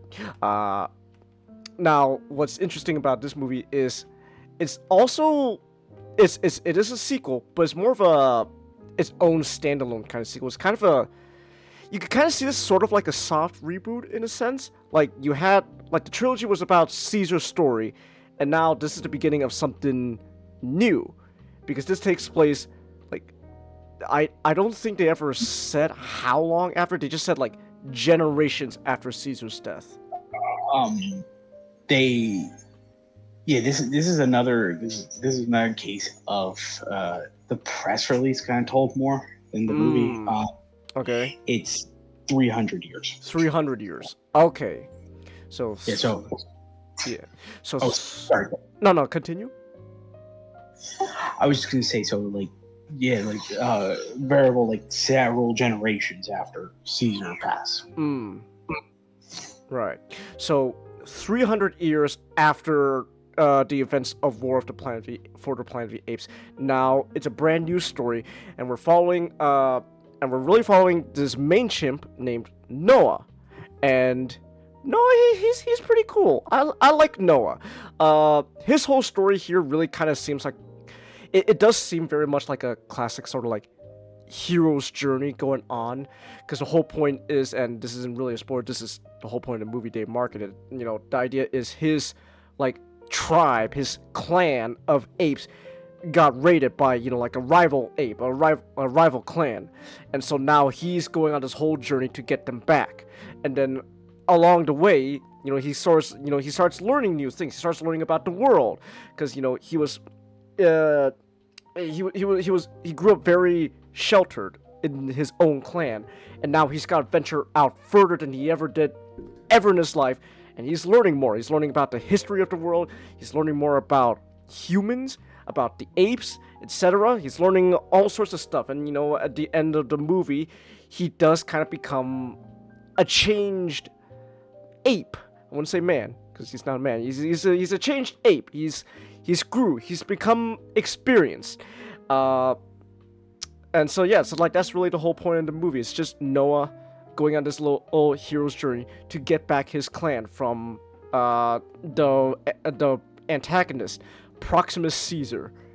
By the way, Proximus, I like him. He's cool. I will say, when it comes to antagonistic apes, I do think Proximus could have been better. I still. You are no Koba. Look, okay, Proximus was great. He was fun, but Koba, ooh. You'll never be Koba. I criticize the decision for what they do towards the end. Yeah, like as much as I do like the symbolism of his death, because Spoiler alert. Yes. It's fine. It's fine. I feel like that's something people kind of expect, like, because he's the antagonist. So, but I know, but I bring shame onto myself. That's all right. And your cow. But overall, Proximus was fine. I admittedly do kind of wish they did more with him. He comes across very. I'm gonna take a shower. I'll be back in a little bit. Okay. All right. But Proximus, he's cool. Very charismatic. I do like that. He's got a charisma to him. I really do like that. I do wish they did more with him overall. That's just more of a personal thing. I think really what sold me about Koba was not only was antagonistic, and he kind of had his own sort of charm and charisma to himself, but really I think the thing about Koba was he was very active when it came to being an antagonist. He was very active what he did. Even in the little we saw him in Rise. Mm-hmm. It really kind of showcased that Koba they were setting the seeds for him. Yeah. So Koba, very cool. I still think when it comes to ape antagonist, Koba, like, Proximus could have been really good, and he was really good here. He could have been better. Koba, I think, like, so far, he's the best antagonist, at least ape antagonist we've ever gotten in this reboot film series. I don't know. Maybe. Okay, and hear me out. Maybe if they lean Proximus into more of just, and like, not only like a lot of charisma, but also like just kind of I kind of want to say almost like cartoonishly evil. Like, hear me out. Maybe if Proximus was more like fucking Scar King from Godzilla X Kong, because Scar King, despite not being able to talk in that movie at all, like, his body movements, his actions alone they tell so much about him. He's Scar King's doing the Conor McGregor walk. he's like Scar King. He was a vile piece of shit, but damn, he had personality. Again, like the way he walked, like how he mocked. I abused my children. How he mocked Kong just for having a metal tooth. Hello, this shit. So like, if Proximus kind of leaned more into that, like, kind of like Scar King, he could have had even more of a long-standing, like, presence. There felt like there were moments that they could have inserted kind of like a bit of a like, I don't know if this is the right word, just a satirical element to him, because Proximus by his very nature is someone who is someone who whether or not you want to believe him, he kind of sits on he sits on questionable glory because he's invoking all the imagery and all the symbols of his supposed ancestor. Yet it almost kind of just seems like even though he's telling the apes, oh yeah, we're gonna do this, we're gonna get into the bunker right now. He doesn't care about any of them. Nah. And there could have been like kind of just a lot of fun moments with Proximus, where it's just like, Proximus is claiming to be this voice of the people, yet at a given chance he's just abusing one of his apes, but the other apes like kind of just see it and be like, oh, it doesn't matter because Proximus is good for us, and Proximus is good for us, and he's gonna promise us such great things. So I do wish they did more with oh my gosh, I almost a Scar King. Fuck. Proximus. I could talk about Godzilla X Kong later.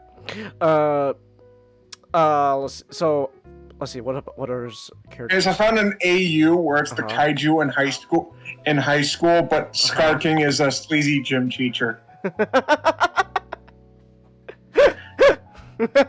Okay, that's fun.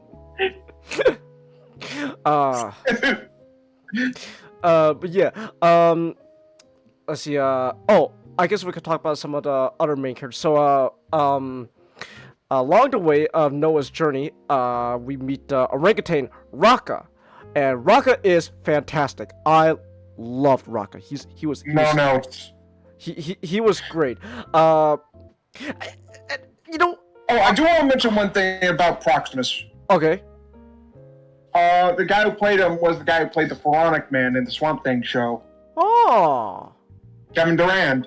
Oh. Yeah. Interesting. He was also Blob from X-Men Origins. X-Men Origin Wolverine. That's funny. Yeah, but Raka, he was great. Raka's very fascinating character because the whole point of Raka is he's the guy who's telling Noah all about Caesar.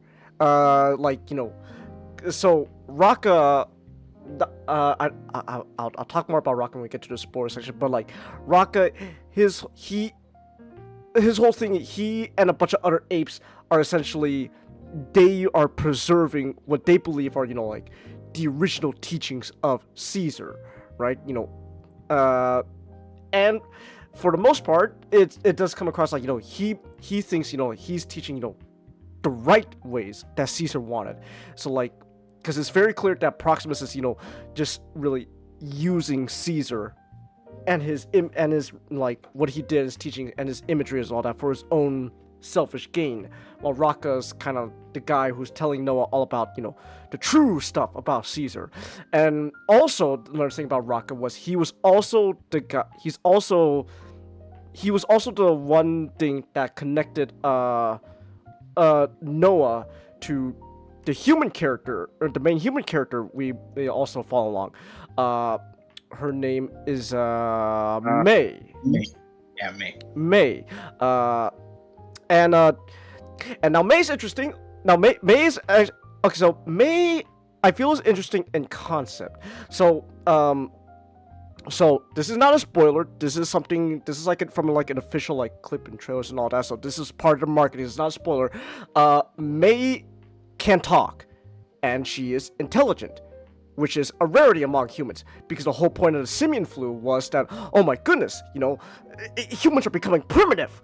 What the fuck? We're downgrading, right? But now, then it sounds May is here. She is. Gosh, Noah.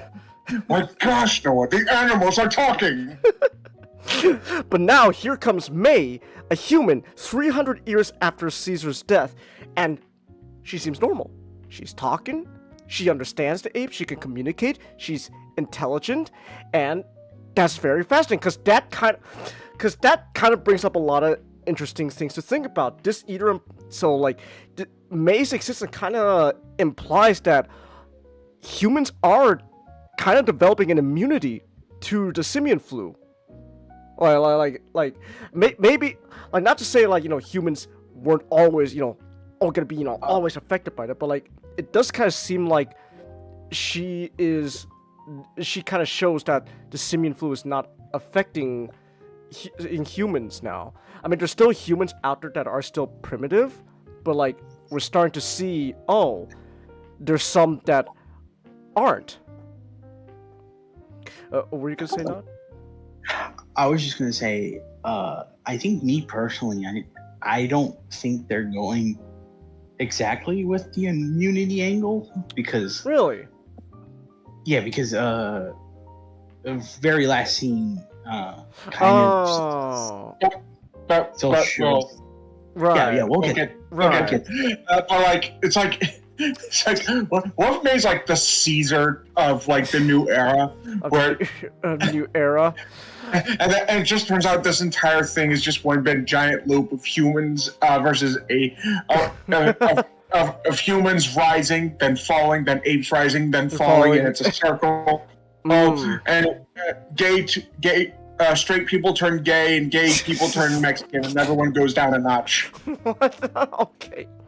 But also, so that's one thing that came to mind, like the idea that humans are becoming immune with May. But another thing I remember was how, I remember last time we talked about the Planet of the Apes, we were talking about in War how the Colonel could have just been bullshitting to Caesar about the effect, like the true effects of the simian flu.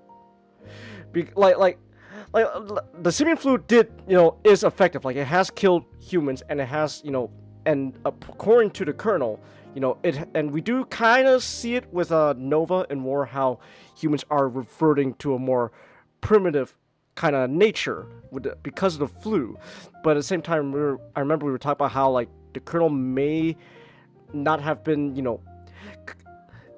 completely right about like the whole effects of the simian flu, but at the same time that could also most likely be right as well, because besides May, we do see other humans as well in this movie, and some of them we do see are very primitive in nature.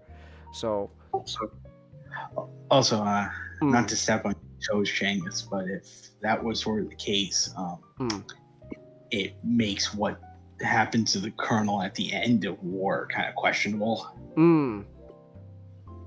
Because he clearly was showing the same signs he described to Caesar about his son towards the end of the film. Right. So it's like I don't imagine he set up some sort of ruse just for Caesar to walk in on. Right. But I just remember we had that conversation, so that just came back to my mind. But so May is interesting. So yes, like May is interesting because the idea, like now there are humans out there that are not primitive, walking among these intelligent apes, and the whole point of May is So May's whole point is she kind of represents like the conflict of apes and humans, sort of this conflict coming back. The idea of the conflict of coexistence. Can humans, truly exist alongside apes? Mashtik has returned. Oh, hey, Mashtik. We're still talking about monkeys. Also, Mashtik, did you know that the guy who plays the villain in Kingdom of the Planet of the Apes played the Floronic Man? Jason Woodrue, yeah. Yeah, I was looking that up just a few minutes ago. Yeah, Kevin Durant. Yeah. I was just thinking of the food. No, I honestly wish I kind of wish May was honestly much more antagonistic towards Noah. Especially with how the movie went and how it ended, and the whole point of the movie. I kind of wish there were not like to the point like hatred, but like constantly like not agreeing with each other. Yeah, like, cause like there are times where like Noah's like he only heard of humans like stories and stuff. He's never met one, so like to see a human, he's very he's very cautious of May. It's like and questions her existence all that. You're like, ooh, like Rocka, be careful. You never know. And May kind of clearly harbors not so well feelings towards apes. So I kind of wish they kind of butted heads a lot more. Noah, help me with this. And it's like, I don't know. And then it's like, and Noah's like, May, what are you doing? It's like, I don't know about you. So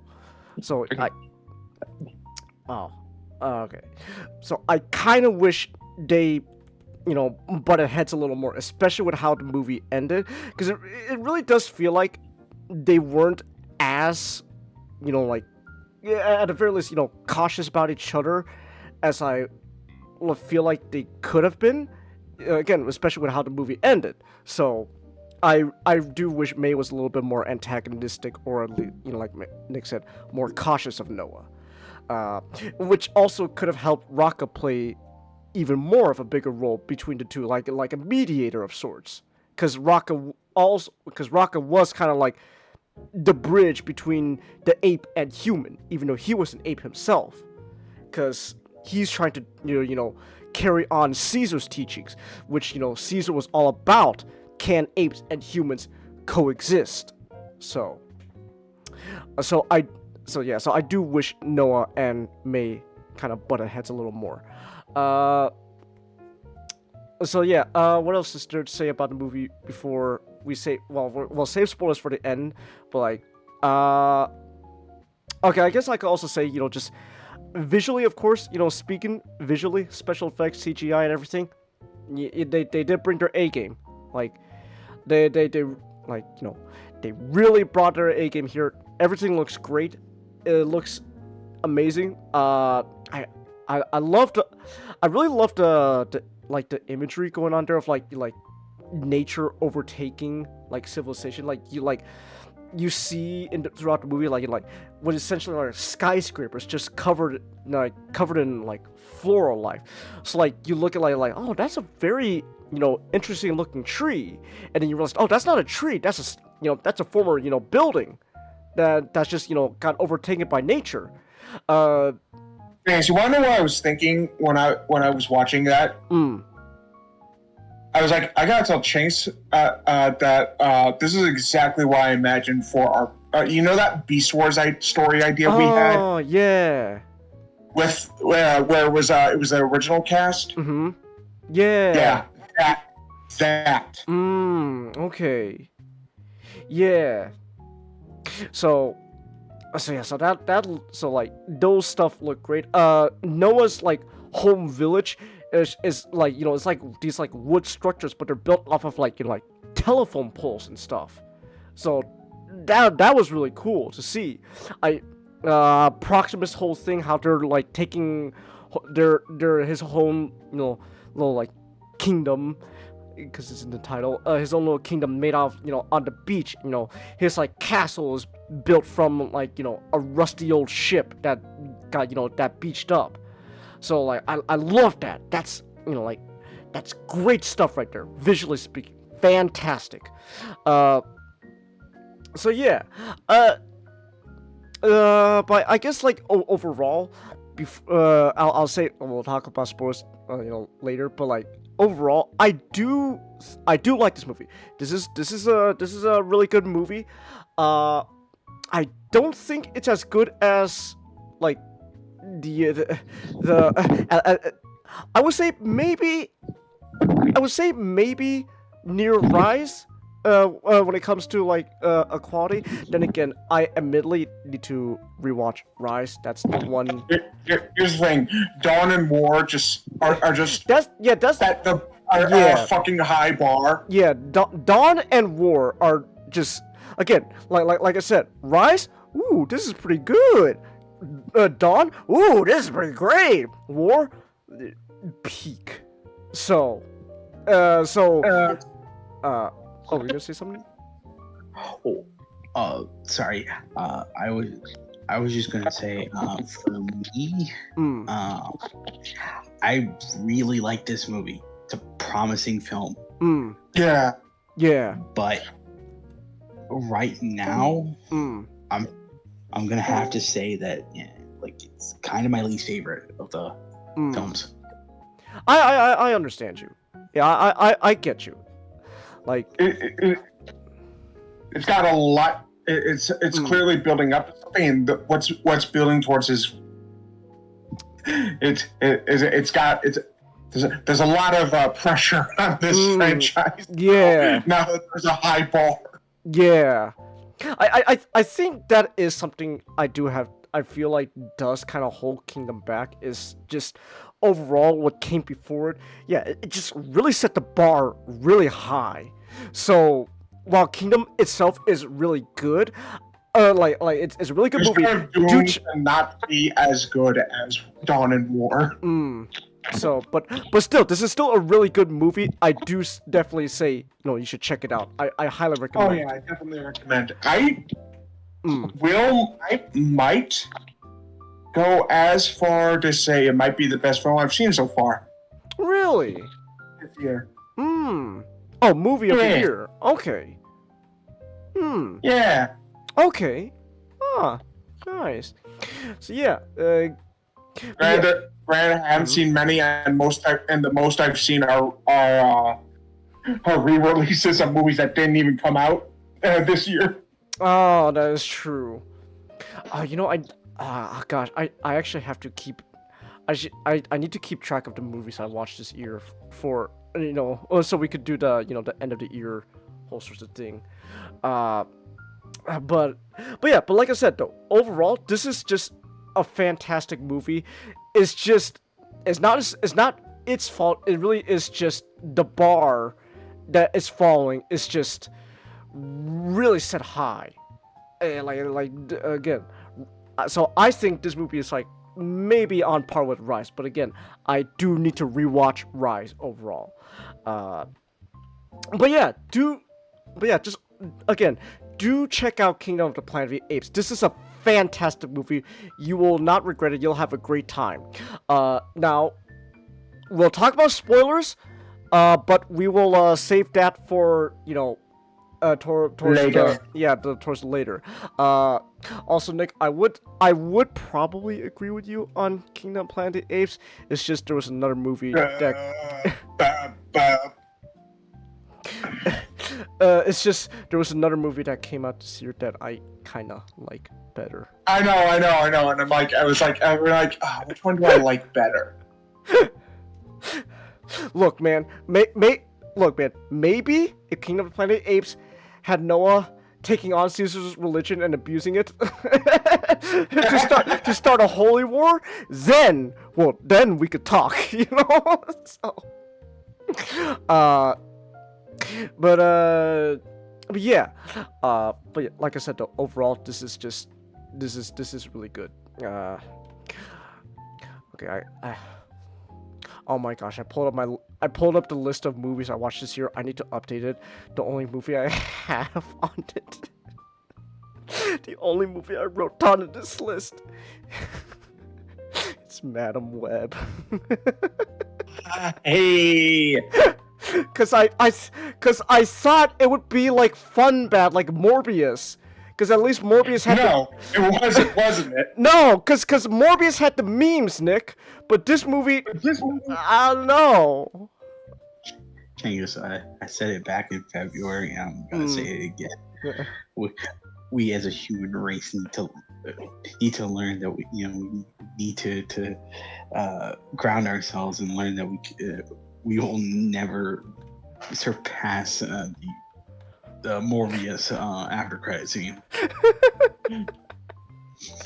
Changus, when will you learn that any female-led franchise will be way more inferior than the male-led ones? Oh my goodness, Nick. God damn it. Oh my gosh. Alright. But anyways, like I said though, Kingdom Planet of the Apes, great movie. Go check it out. Speaking of movies, well, it's more of a documentary, but this one is not as good. So, what am I looking at here? Not. So, randomly, Okay. just yesterday, randomly, I was just scrolling through the tubes of the U. Okay. To like just watch things. There's a channel I watch called Weird Food History, which is not as surprisingly as weird as you think it would be. Oh, okay. It's kind of standard. I understand where the weird foods come in because like he kind of talks about like normal stuff, like TV dinners and all that stuff. All right. But he had a video that essentially just went over the many things wrong with the topic I'm going to be talking about. All right. Super Size Me.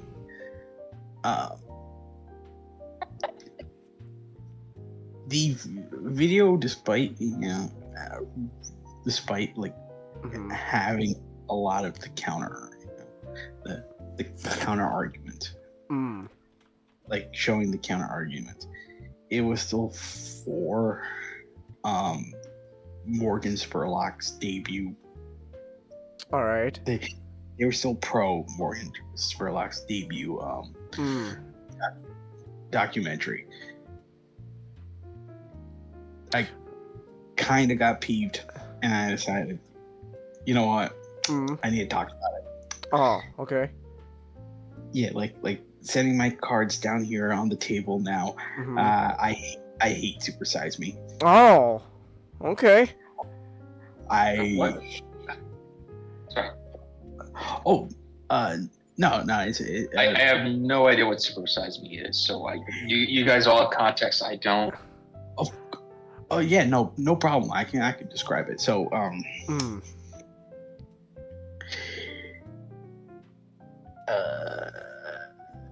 it is. Yeah, it Do is you a want to describe it? That is the question. Well, It's like you're trying to describe it, but just every time you think about it, you're just getting more mad.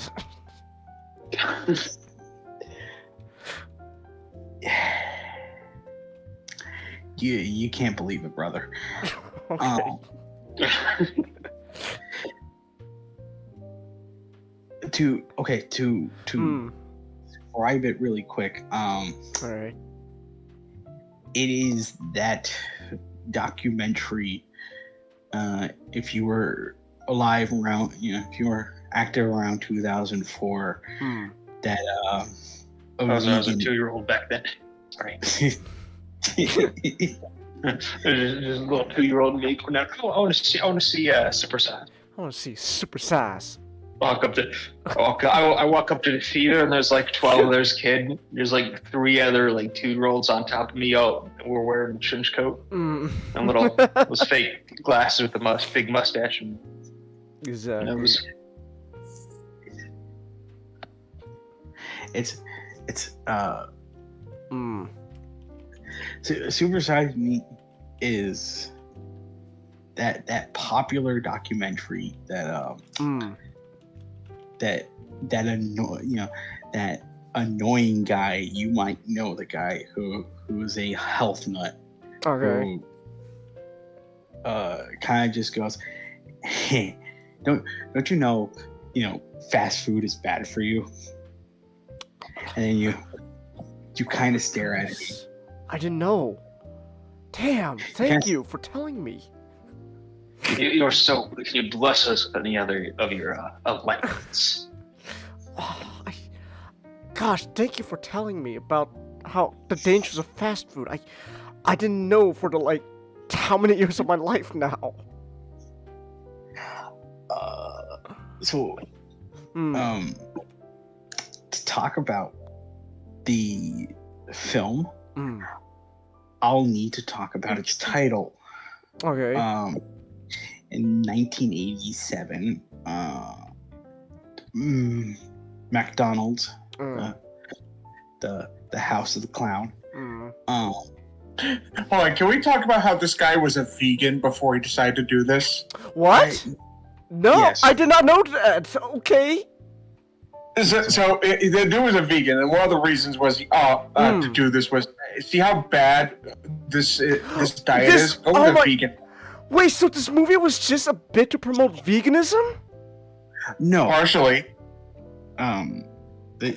Okay, so But the thing is, it's more like the automatic switch from a vegan diet to an all McDonald's diet is clearly gonna have some conflict.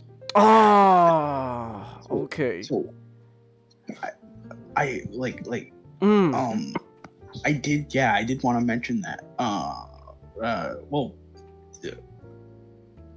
I did want to mention that a bit later, but it's fine. I don't blame you. I don't blame you, man, for bringing it up. Vegans are stupid. So,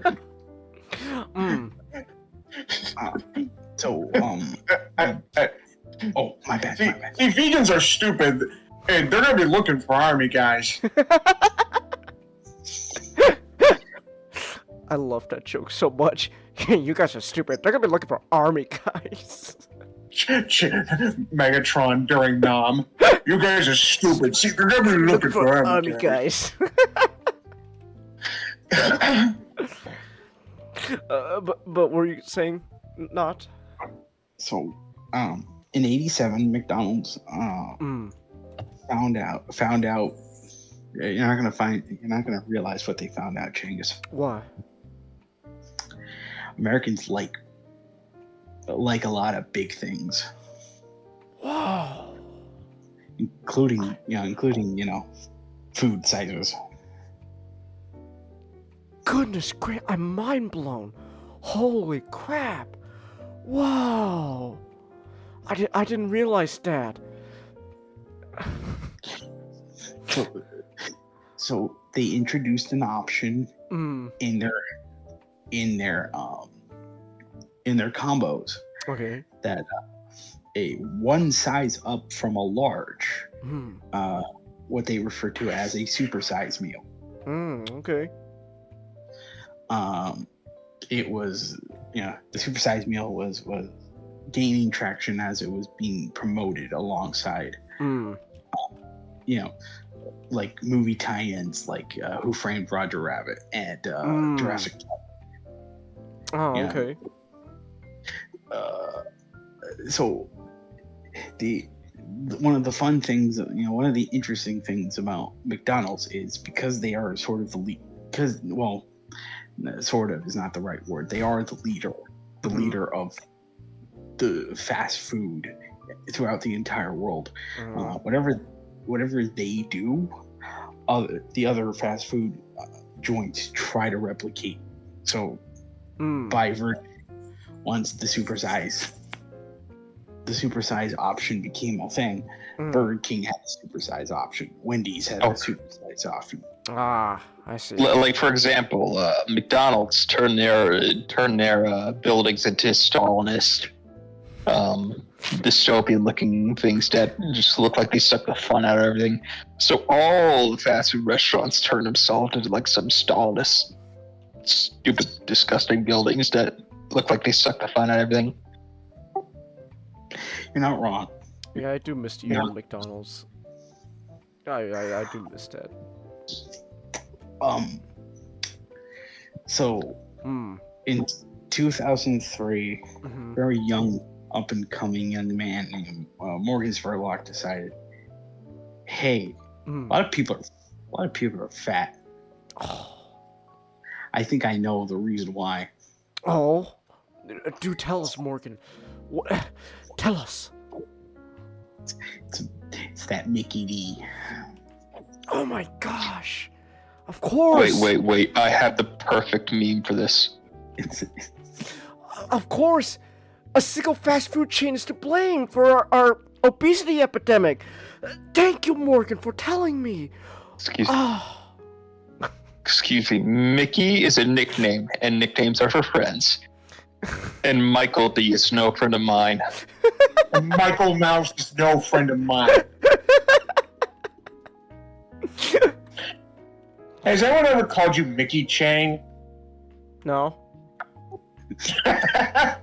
No, never. You've never called me that. I'm gonna. Well, don't. Otherwise, I'm not gonna be your friend anymore. my goal, Chang, is that when I finally meet you in person, I'm gonna call you. I'm gonna call you Mick. I'm gonna call you Mick. What? Mick? What? Come on, you're not taking it far enough. This is our friend, M. Head of MI6. Alright. We're gonna have to cast. I had this idea that the second we finally meet face to face, I go, yeah, hey, finally good to meet you in person. What would your reaction be if I just out of nowhere just went and caressed your cheek? It's like I'd be kind of weirded out, a little uncomfortable, not gonna lie. goal achieved. Okay. Don't worry, I would never do that. Okay. but like the idea is like you finally meet me, and then I do that, and you're like, oh shit, this was a mistake. Oh, okay.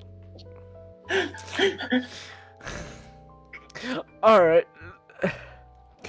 So, McDonald's is to blame for our obesity problem. Not is that what I'm supposed to understand? Yes, and to prove this, Mr. Spurlock will spend an entire month eating nothing but McDonald's for 3 square meals a day. Wow. Like a sane, rational person would.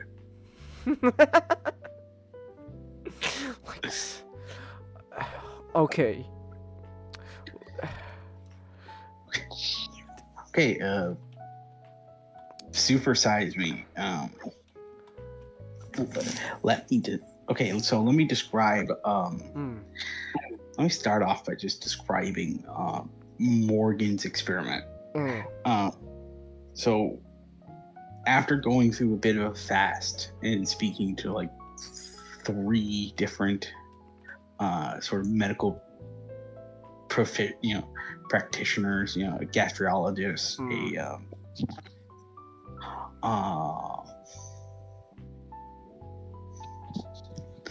God damn it, I'm forgetting my medical physicians. We'll just call him Mr. Doctor for now.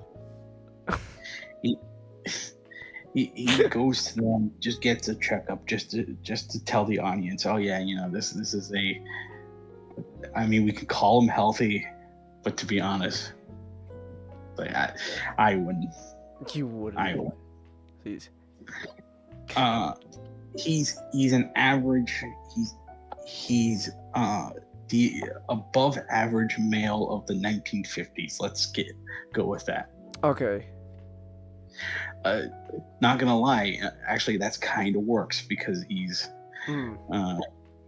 like kind of medium build, and also he because isn't the point is the average guy is gonna being affected by McDonald's, so the documentary wants you to think that the average American is bloated. So Oh, I guess he's not the average. oh I guess damn. he's not the average guy. Um, So you lied but already. Fuck. like, dude, he's a medium built man who also had like problems with cigarettes and alcohol. So he is Oh, so okay. So he's just a 1950s man. So you already had a lot of pre-existing health issues. Okay, good to know.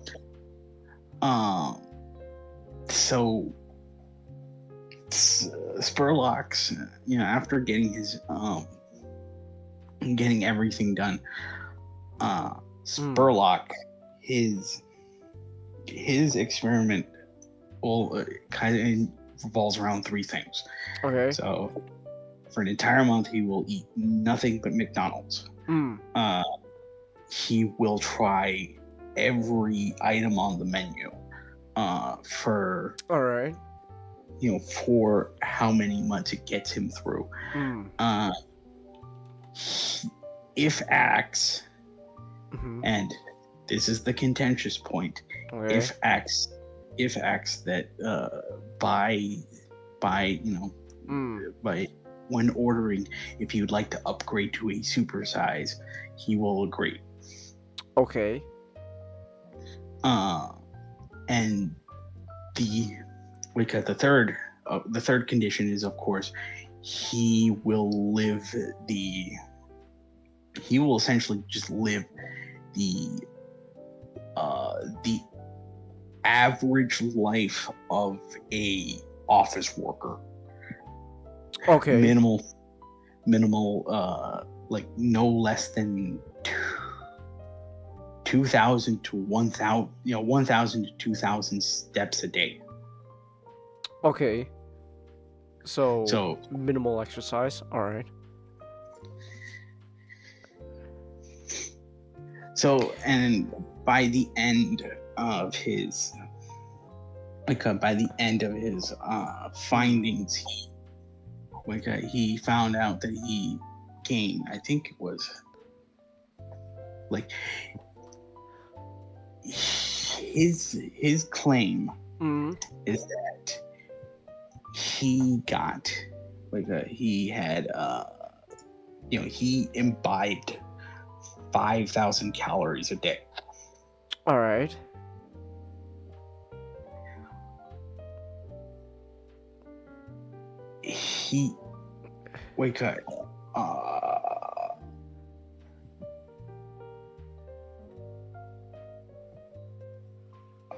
I'm sorry, my mind is going. Your hatred for the movie is blinding you. It's okay. So, I forgot. I think his goal weight was like around 237. Okay. If you can prove, if you can get up to 237 in a month, you can prove, oh yeah, this stuff's bad for you guys. Did he reach it? Well, maybe his problem is that he's actually, going out of his way to get fat. I'm glad you said that, Matchstick, because that's the common criticism with this documentary, is the entire basis of his experiment kind of hinges on the fact that he is eating nothing but McDonald's for breakfast, lunch, and dinner for a month. Something that a normal human being hasn't ever attempted, aside from one Morgan Spurlock. I want to see something real quick. How much is a McDonald's? I'm gonna look up how much a McDonald's Big Mac meal costs, and then I'll put down but at the year of 2003. It roughly a Big Mac meal in 2003, when this movie came out, was around $3.89. Oh my gosh, Fuck! Throughout this entire documentary, the one thing that kind of just went throughout my entire mind is not only do we no longer have the sizes of food we had before, no longer have the prices those food used to cost. How much does it cost nowadays? A Big Mac meal. Let me see. How much does it cost nowadays? Okay, come on. What's the? You want to just look up the McDonald's menu? McDonald's menu. Current price. Tell me, what is the current price of a Big Mac? Of a big. You know, here. Let's just look at the sandwich. Okay, the online website's not working.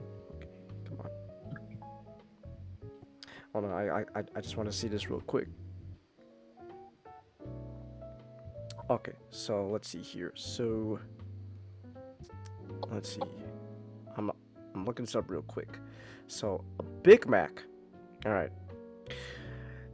So a Big Mac meal nowadays costs $11.89. Oh my gosh, I hate this. I fucking hate this. So we skyrocketed from like $3 something to almost $12.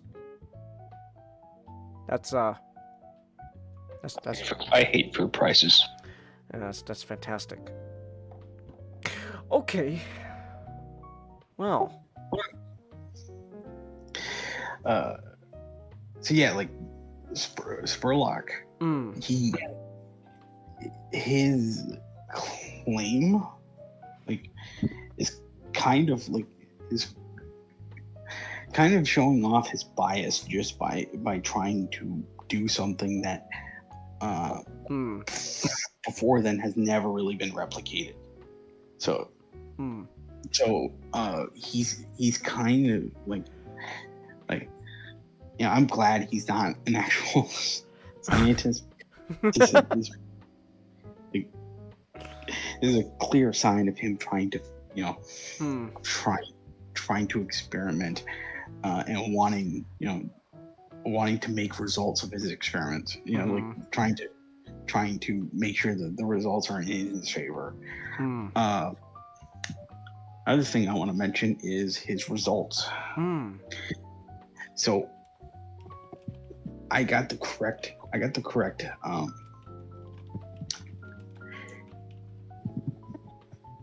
so this is okay, so this is supposedly Spurlock's his results at the end of the month. Okay. He gained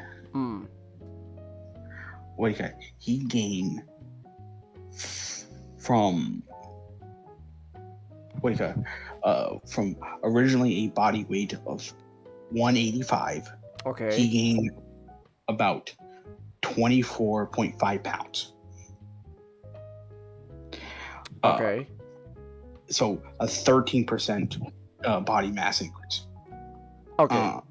In a month. And in a month. Okay. His cholesterol was raised to 230. Okay. Milligrams. All right. You can really tell this movie's age because where this movie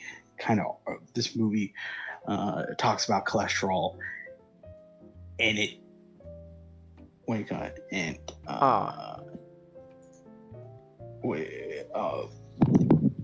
a great documentary I think you guys people should watch is called Fathead, which which mentions the fact that because it is a documentary released in 2009, but also it also brings up the lipid hypothesis, which is something we know now that the human body processes 2 types of cholesterol. I forget what their acronyms are, so I'll just call them good good cholesterol and bad cholesterol. Okay. Obviously, you need the good cholesterol. Right. That makes sense. So, the movie does really show its age and kind of how a bit outdated it is. They don't specify which of the cholesterol's rose. Well, no, because during this time, changes. Even doctors didn't know that they were two different.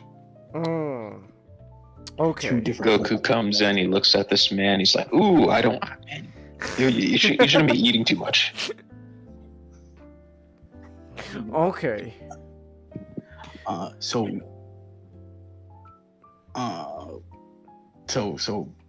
roughly, Spurlock got to around 230. Around his weight. 230. Okay.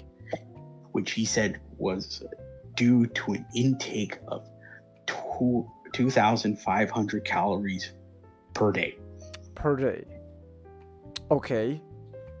Since this documentary come out, changes, there has been no one who's able to correctly replicate Morgan's experiment. Interesting. Okay. How does it? So was he personally keeping track of how many calories he intaked?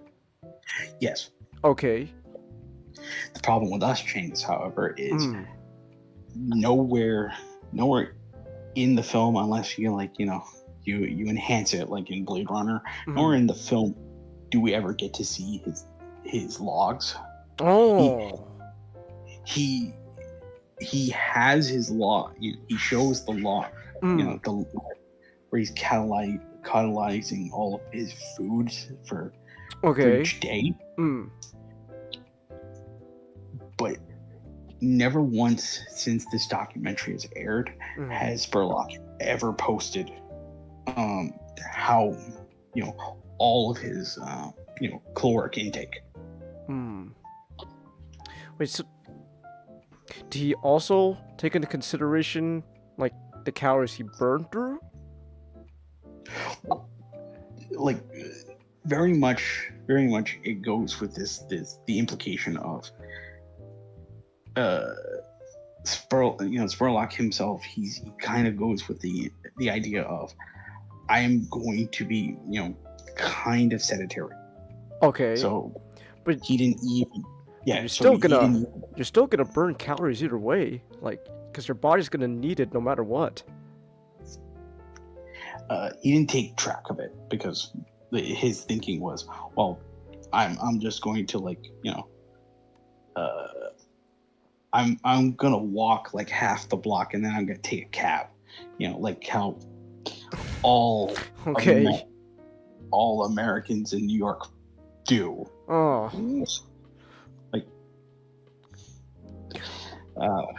right. So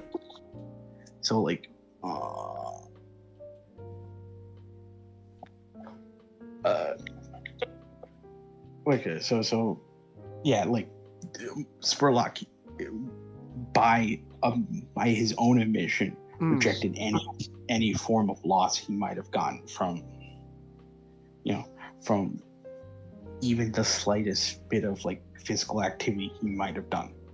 So we don't even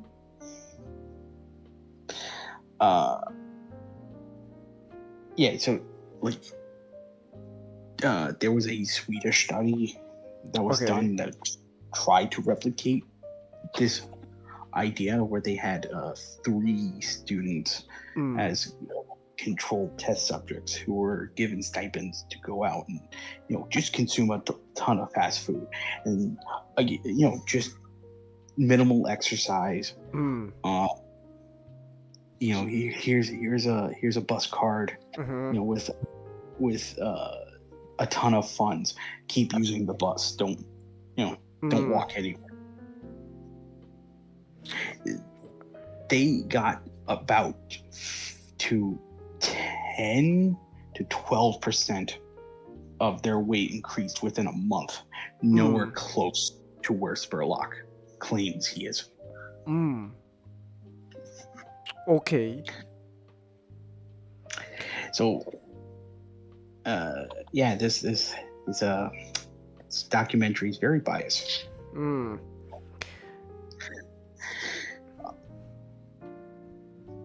Throughout the movie, Spurlock, he kind of intersperses his, all of his, trekking to McDonald's and ordering the fast food. With him talking about other facets of like American culture that Okay. revolves around fast food and just unhealthy eating in general. It kind of makes the documentary in general, like the structure in this entire documentary kind of feels all over the place. Because there'd be 1 second where like Morgan is just buying food and then describing, look at this filet o fish, it's so nasty, and then he goes to his totally not biased lawyer friend to start talking about how he cares about the children. He pulled Think About the Children in the movie, in his documentary. There's a lot of think about the children in this documentary, James. Won't anyone think of the children? But children aren't gonna have the same like diet and lifestyle as an average adult, though. I don't think Morgan knows that.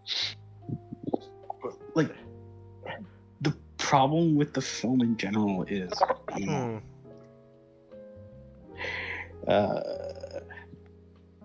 overall, there's a lot of it kind of mentions it with some okay with some funny characters here and there, but it likes to skirt around the topic of accountability a lot. Because it keeps talking about how, the Michael Donalds, they like put on like commercials and all that at targeting towards children, and like trying to get them to like come and try to eat food, try to eat their food. And I'm like, yeah, but who's buying them the food? That's a good question. That's rarely a thing that gets brought up. It gets, like, there's one mention about how parents are kind to failing their children by not setting good examples, setting healthier examples. Okay. But it kind of gets brushed away because we need more we need more we need more moments to show, like, how McDonald's is trying to shove Big Macs into your children at the playground. Okay. It goes with that. It goes with that sort of like that weird implication of, hey, children dictates how the family is going to eat, when we've kind of shown more often than not that the problems with children kind of stems from their parents. Like, the parents are feeding them fast food because throughout the 90s and 2000s, a lot of them were getting jobs, and a lot more involved jobs. Yeah, you don't have time to like go like cook a healthy meal for your kids. So, and the 90s and 2000s was also the time, it was also the moment where like divorces were rising. So there's not even a stable family member there to watch them. So a lot of the like I said, this is a film that really has aged poorly, because just just on hindsight, a lot of what this film tries to do and tries to push, kind of goes out of the window. Not only at the time, but also just rewatching it. Because around this time was McDonald's was still using saturated fats in a lot of in a lot of the food. Eventually, thanks to this and a lot more other lawsuits and lobbying, McDonald's would later switch to trans fats. Oh. Common theme throughout a lot of like health crazes in the past years is people lobbying for ideas that they believe is the solution to everything, that we later find out, oh no, this is just making things worse. It's just making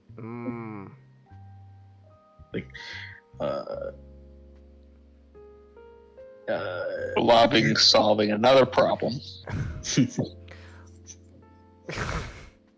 Okay. Have you heard of the topic of the original McDonald's fries? No. So McDonald's, the way they cooked their fries originally was that nowadays they use vegetable oils. They use vegetable oils and okay.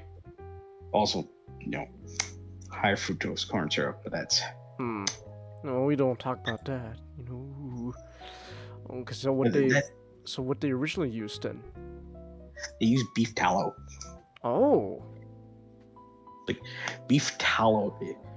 If you ever get the chance, like try to find like some beef tallow and try to cook your fries with that, because you'd be getting essentially the old McDonald's style fries, and they're very they taste really good.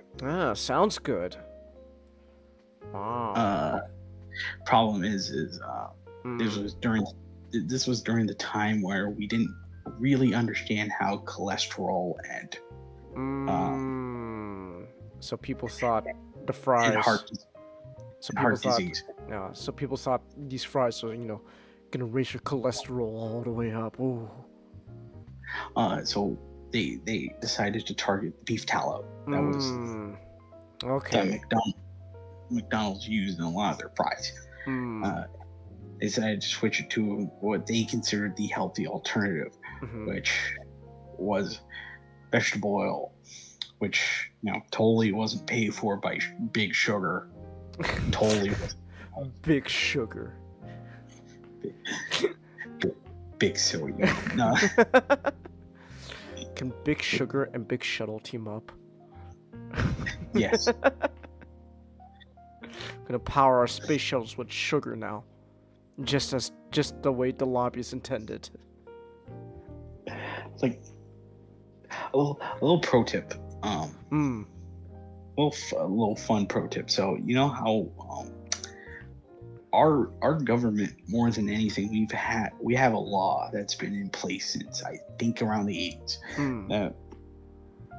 80s that is enacted whenever a harmful product gets advertised, that the government decides that, oh man, that's harmful. We don't want that to be shown. Okay. It was enacted because of cigarettes. So all right. Cigarettes by the time of the 60s and 70s no longer ran ads on any form of media, right? Printed or visual or auditory. So and this law also includes that anti like sort of anti like PSAs that Uh-huh. warn about health risks Hmm. need to be paid for by the industries that the PSAs are warning against. Oh, okay. So if you ever wondering why there are so many like smoking ads that are Mhm. cringe and awful to look at, Yeah. it's because the tobacco company not only pays for them, Mhm. because it is their money, Mm. they pick and choose what they want to pay for.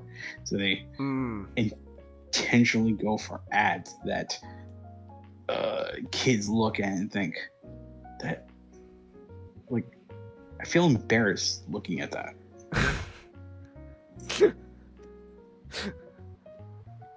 Just your brain on drugs. Brain on drugs. Still. So my brain is not healthy. That makes my brain grow. I still love that commercial. Your brain on drugs. Any questions?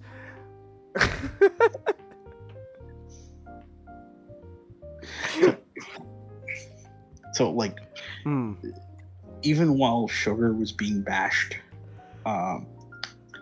there's still a lot of research. So a lot of a lot of studies that are being paid for by the sugar industry that directly calls for products that falls under their line that we still use. Ah. But no, it's Big Burger's fault. It's Big Burger. It's the clown's fault. He was the one who was poisoning our children. Oh my gosh. Ronald, how could you? I trusted you. I ate your sandwich, you bastard. Like, I want to mention it because it was the one. It's the one part of the documentary that has aged the worst and gave me endless joy and laughter. Okay. The Big J appears out of nowhere. The Big J? Mr. Gerald Fogel.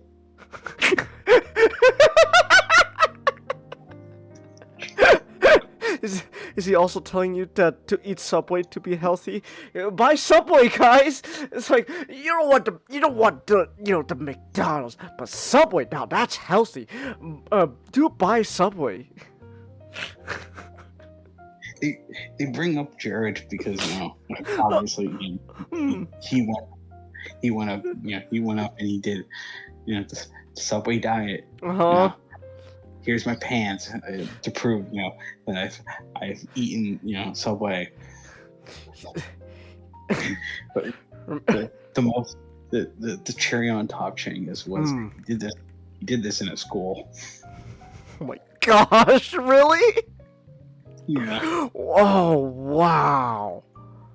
Oh, that definitely did not age well. Holy shit.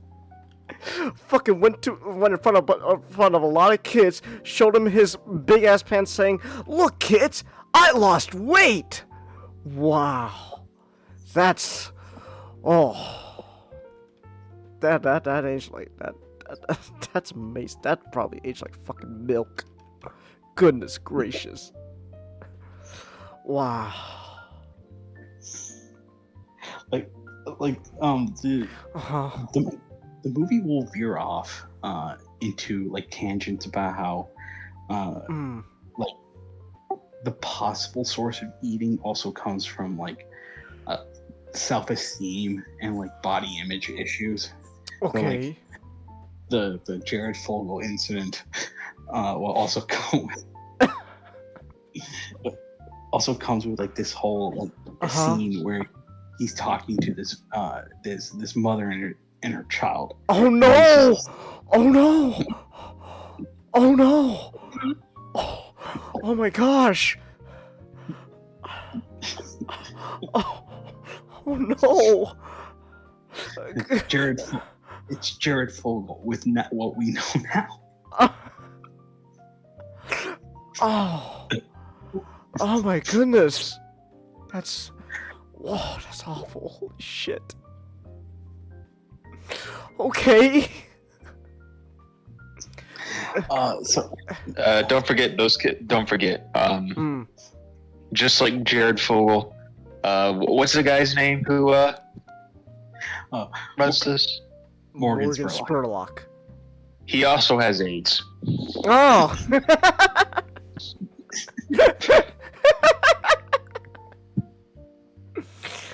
Oh.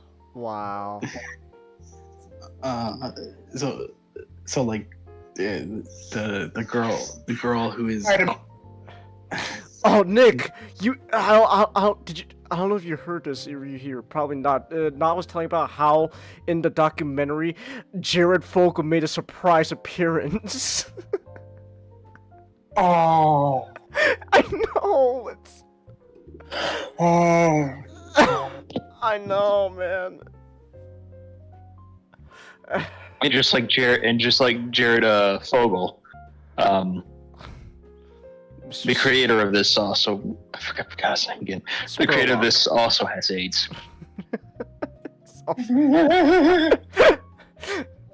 Don't you get it, guys? It's been 23 years. AIDS is funny now. God, I love how that episode aged like cheese. I know. Oh. I wasn't paying attention when you said how he showed up. How did he show up again? He showed up in a school. Oh, no. Hold on. I'm gonna look up what this guy. Did he bring his AIDS with him? Oh my gosh. I'm gonna look this guy up real quick. Morgan Spurlock. What have you done besides this fucking? He made another Super Size Me? Yeah, he made Super Size Me too. He Super Size Me. He did a documentary on Osama bin Laden. Yeah. Did he try to feed him cheeseburgers? No. Shocking. During 9/11, I was selling an erotic T-shirt. That's why the towers are going down. I had Osama bin Sexy bin Laden, and Yo Mama bin Fatten. That last one was not sexy to some. That was not sick. Oh my gosh. Oh gosh. Oh. Wow. That's amazing. Holy shit. Wow. Oh my god. I kind of want to see now about his fucking Osama bin Laden documentary. I want to know if he ended his documentary just like, hey, the whereabouts of Osama bin Laden are guess a mystery. I guess we'll just never know. He might just be alive forever. Damn, what a shame. I kind of want him to be like the one guy who was like in support of Osama. It's like, have him be like to have the he's the one guy's going, it's a good thing Osama bin Laden can't be found. I'm worried the American military is gonna kill him. Like, what did he ever do to you guys? It's like, Mr. Spurlock, were you not there to see 9/11?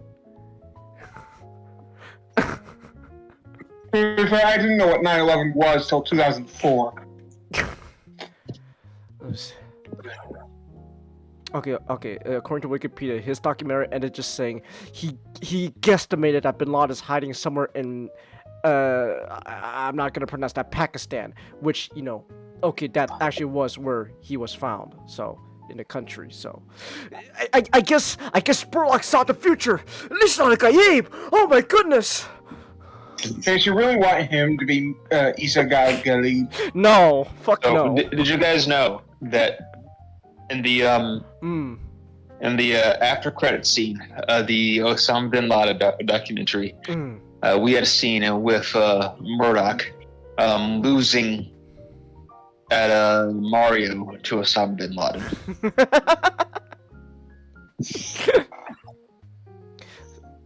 Still amazes me though that all those years in hiding while he's leading his terrorist group, Osama bin Laden is having the time of his life with like a bunch of Nintendo stuff. It's like, I don't know, like Osama, I'm sorry, brother, but the terrorist attack failed. Oh, that's okay. You're just in time to see me beat Super Mario Brothers. Oh, how fun! Oh, Mushroom Kingdom!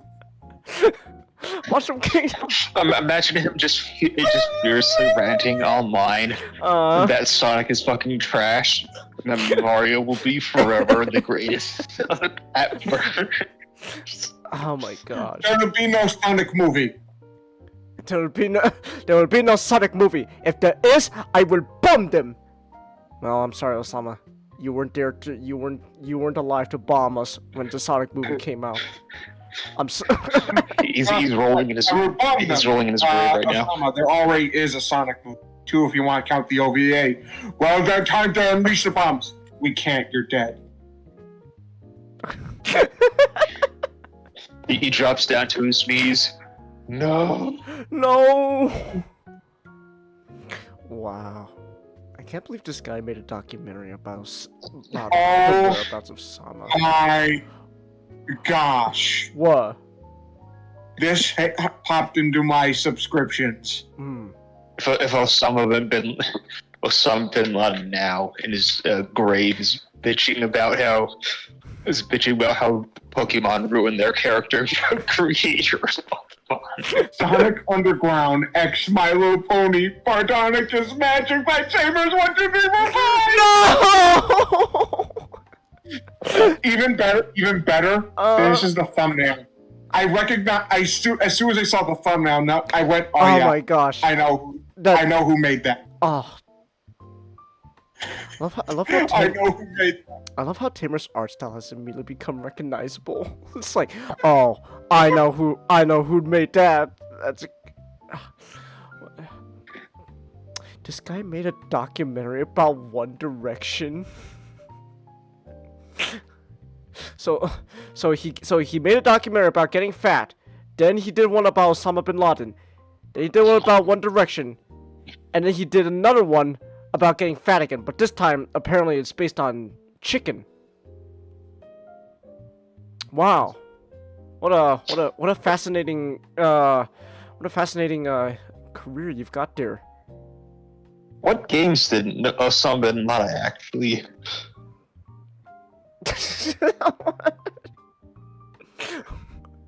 I don't know. Let's look this up. I'm actually curious. What games was he into? Okay, I'm not putting this on my search history. you look up what games the terrorist leader was playing. Counter-Strike. No! There's actually a video by Infographics that had like all of what Osama had on his computer. Okay. Let's see here. Include. Okay, this is just the first one that popped up. Counter-Strike. Oh.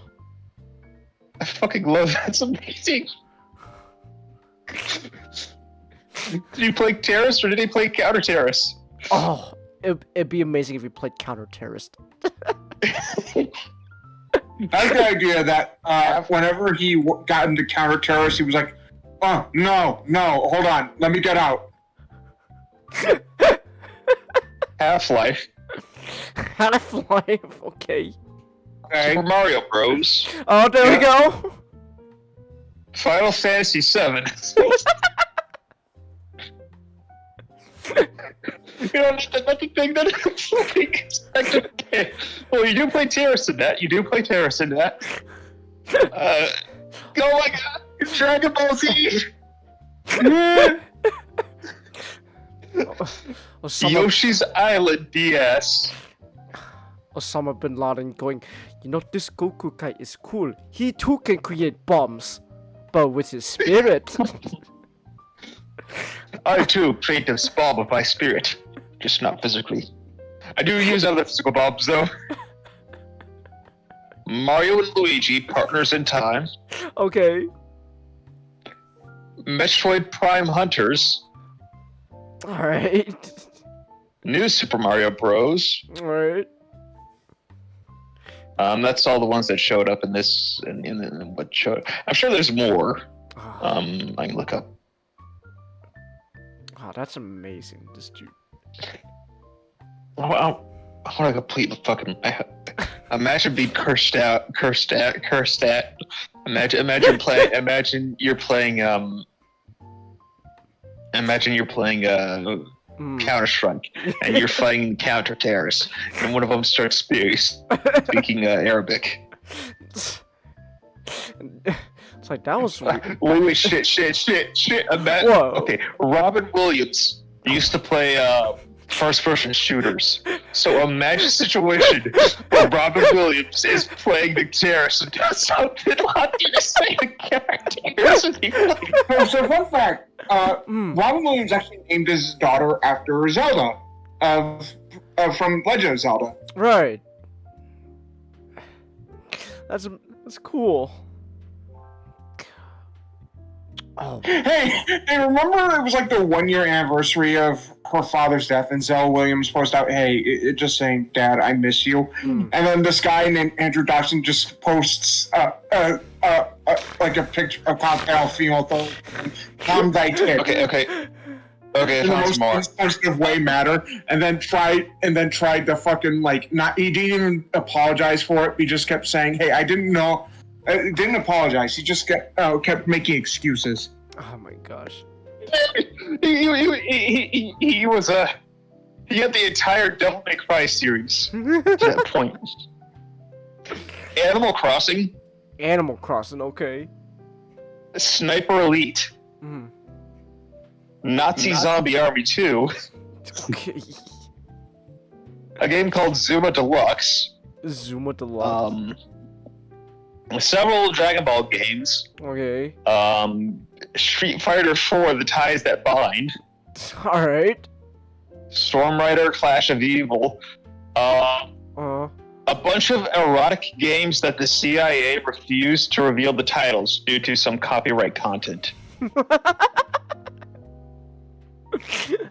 He had a bunch of animated movies, such as Ants, Cars, Chicken Little, Resident Evil, Final Fantasy VII, Advent Children, and Ice Age: Dawn of the Dinosaurs. Ice Age: Dawn of the Dinosaurs.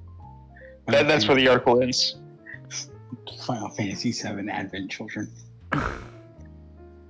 Wow. This is the greatest. Sorry. Saying. I was just gonna say I like to think Osama. was ranting at the screen that that Cloud shouldn't worry about that dead girl. He should be worrying about the woman with childbirthing hips right next to it. Oh my gosh. I'm gonna look up another article. Delta Force Extreme 2. Apparently, it's pretty bad. Oh, okay. All right. Wow, this is 500,000 files was released by the CIA. Okay. All right then. This is one of the greatest. This is one of the greatest leaks that the CIA ever gave us. I know. You know what? CIA, the villain, 99% of the time. This is the 1%. The 1% where they actually did leak something actually kind of good. Good job. He had Grand Theft Auto Chinatown Wars ROM save file. All right. I want a fucking complete list. None of these articles are giving me a complete list. The CIA website kind of released the PDF, I think. So. Oh my gosh. Of the whole. Why would Spurlock dedicate his Osama bin Laden documentary to his son? It's like, this documentary about tracking America's most wanted terrorist is for my son. I hope you're proud of me, son. Okay, a comment on one of it is from 4 years ago is guy's probably in hell right now, pissed as fuck that he died before the release of the Final Fantasy VII remake. Wow. Oh my god. Okay, so since he used an emulator for various Nintendo games, Nintendo was probably in charge of his assassination. Oh. Okay. You know, they don't really like privacy. A quote from one of the comics. Yeah. All right. Fucking Counter-Strike though. Is that what's getting to you, Counter-Strike? A whole bunch of this is really funny. You just don't think of a terrorist, a terrorist of the magnitude of Osama bin Laden being into Resident Evil and Counter-Strike and Final Fantasy, you know? It's really funny. Wow. God. The CIA kind of rationalized it as, it was probably things for his children. But no, I still have hope that no. Osama was just for himself. Osama was just like you and me. Minus, well, Osama, you're just like us. Minus the terrorism part. That's you know, that's not good. But hey, you know, Chang is he's the everyman terrorist.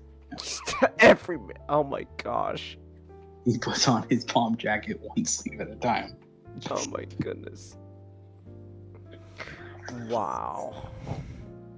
Okay. I want an Office style series starring Osama bin Laden. Starring Osama bin Laden. Oh my goodness. I think that'd be funny. Wow.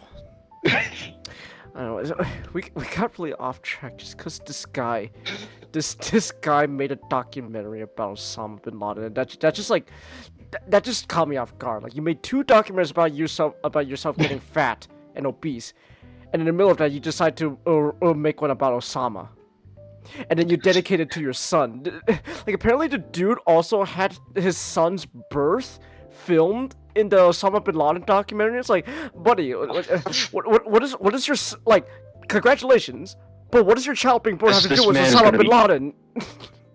I'm gonna raise this man to be the perfect gamer at Counter-Strike, and he is gonna play the terrorist, and he is gonna beat Osama bin Laden. He's gonna beat Osama bin Laden. He will not be able to enjoy his retirement, forced retirement. But we got really off track just because this guy's career, filmography is just it's fascinating to me. And there's a bunch of other stuff there, but I don't really care for that. The Osama bin Laden one is the one that just really captured me. Like, wow. So,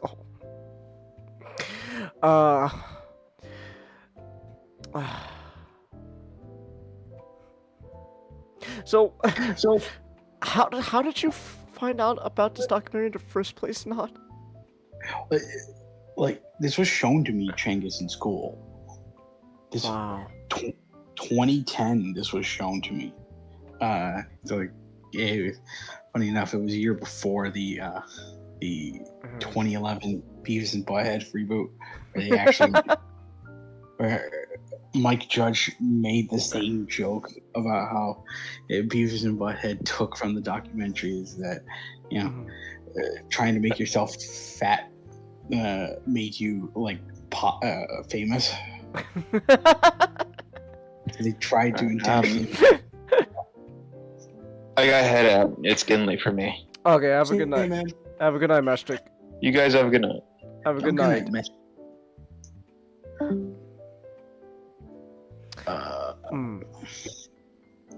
Yeah, because I watched this documentary, Trins, and wow, like, I hate it then, I still hate it now. Because this was, you know, one of the, because like to mention what Nick mentioned earlier, Yeah, like Spurlock was on a vegan diet because his then girlfriend, his now ex-wife. Oh, okay. I should not. Divorces should never be funny. Yeah, there's a lot about his private life that has came out that's not really funny. Oh no. Um, Damn. Okay. so like, it's Right now I just thought of a joke. Oh no. Well, his then girlfriend, now ex-wife. It's very funny. Divorce isn't funny.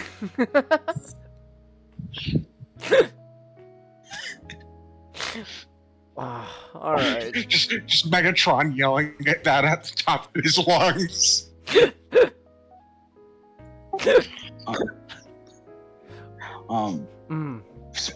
Spurlock, one of the many criticisms, along with the fact that Spurlock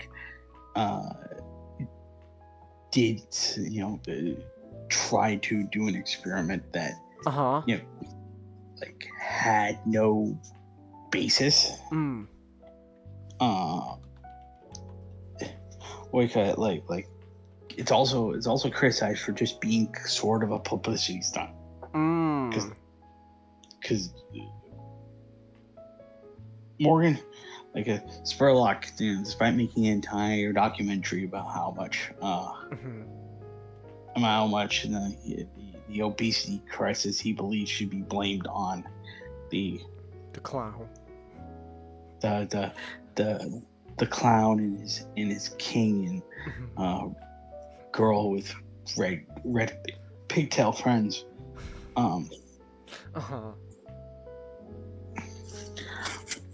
Like the film, like to compare it again to the film Fathead,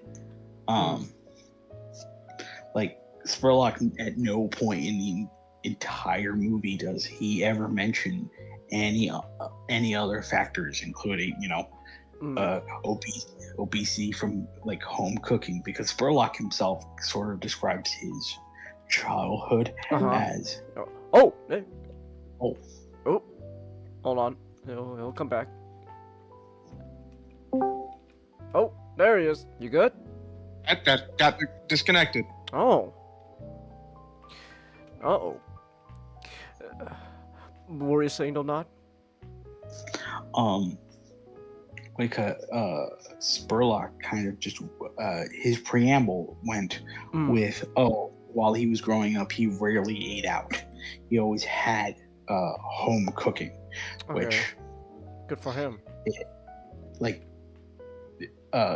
Kind of points to the reason that like Spurlock doesn't really understand the how the diet of America had changed from 2004.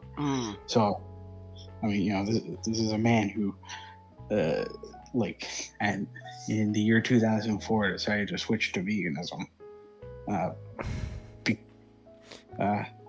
This is going to sound harsh, ladies and gentlemen, but if the love of your life tries to impose any dietary restrictions, not because you need, not because you generally need it for your health, but because of some arbitrary moral argument, they're not worth it. Because like his literally, like, there's a scene of his girlfriend kind of just going into the stereotypical vegan rant of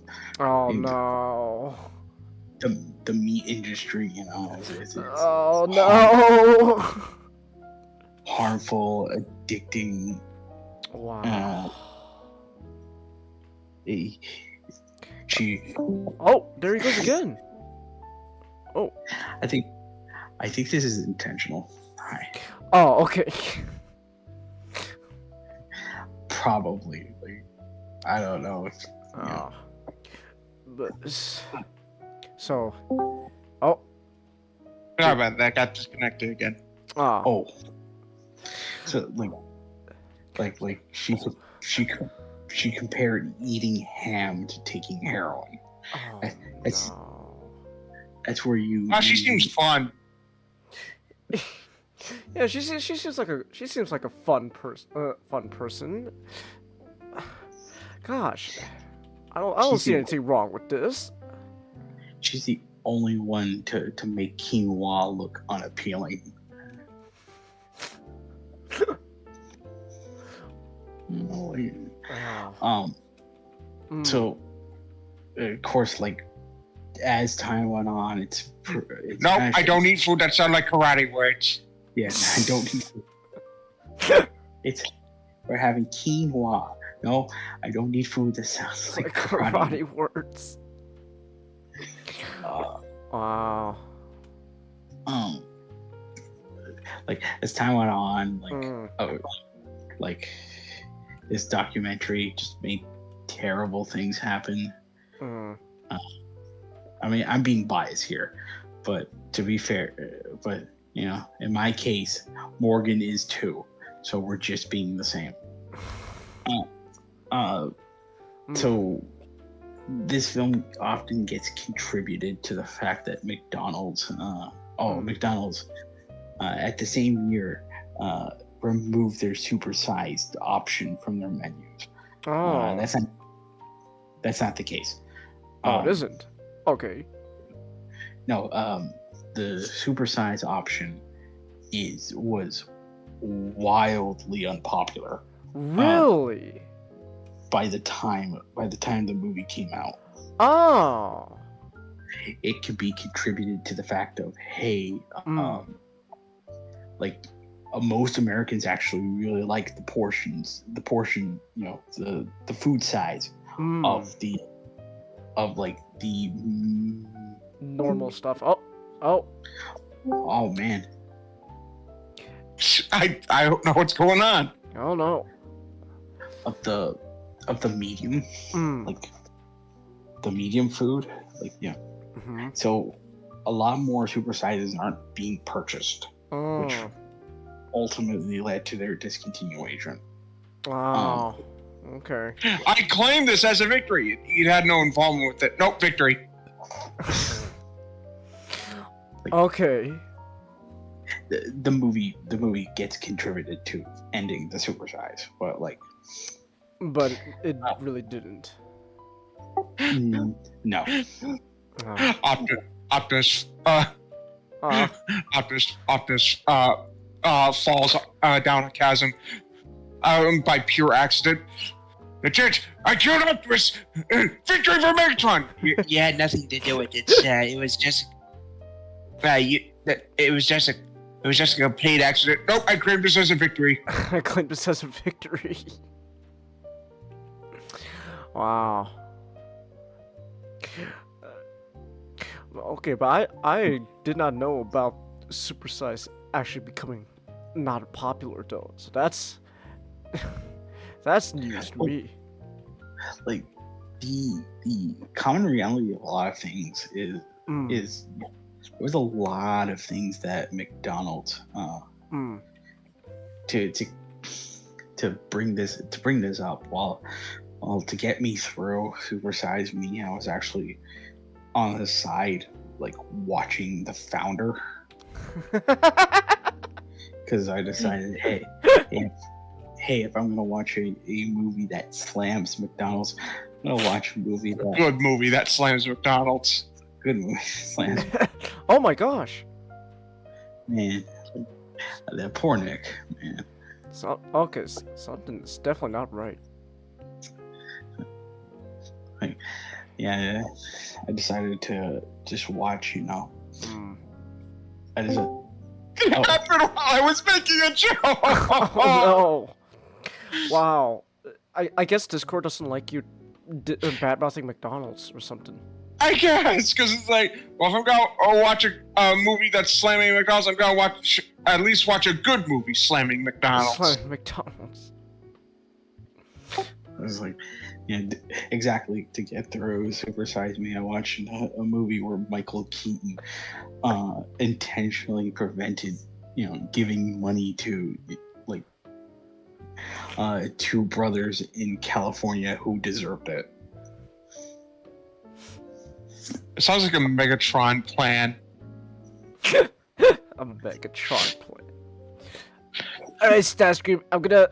Alright, Starscream, whatever you do, do not give the brothers. Do not give those two brothers the money. But they. But. Are you back talking me, boy? Are you back talking, boy? Okay. Wow. Like, so we mentioned the, like, as the years went on, like, you know, we mentioned the vegan diet, and one of the criticisms of the movie in retrospect is, hey, him switching from one extreme to the other probably do great with system. You know, going from a diet which we kind of now know is as detrimental to your health as just slamming down a bunch of burgers. You know, going from that to like imbibing nothing but grease and sugar may have been what, if Spurlock is to be believed, you know, with his claim, might have been what contributed to his 13% weight gain. Oh, okay. Oh my gosh. It keeps you know, I'm gonna try sharing my screen to see if that helps. Okay. Okay. All right. So like, and also people who criticized the documentary actually went out and shown, like, of course, the third time in the stream I'm going to mention Fathead.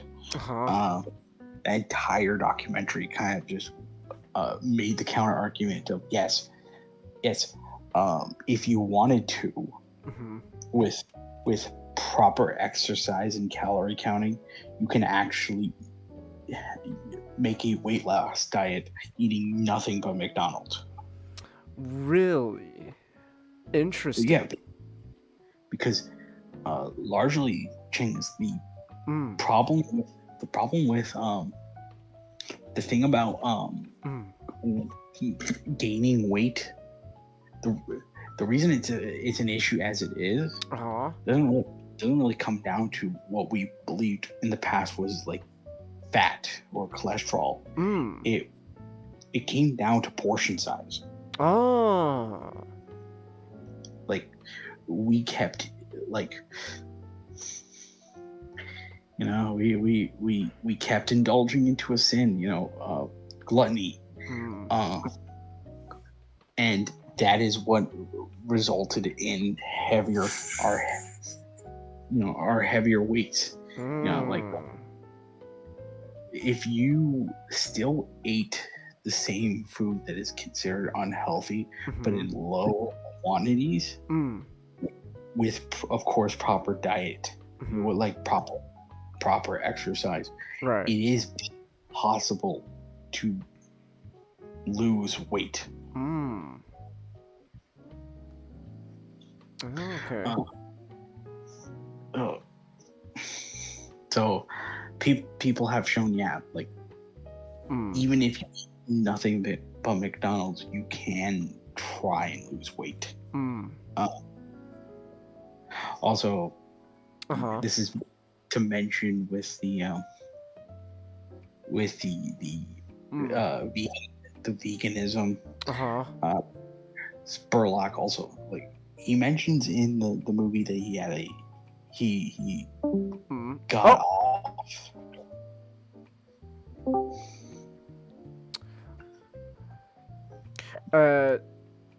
Do you think maybe maybe try like quitting Discord altogether and then coming back, like when it's like rebooted. Maybe that's what it is. I don't know. You don't know? Okay. All right. Does your Discord need to be updated? I don't think so.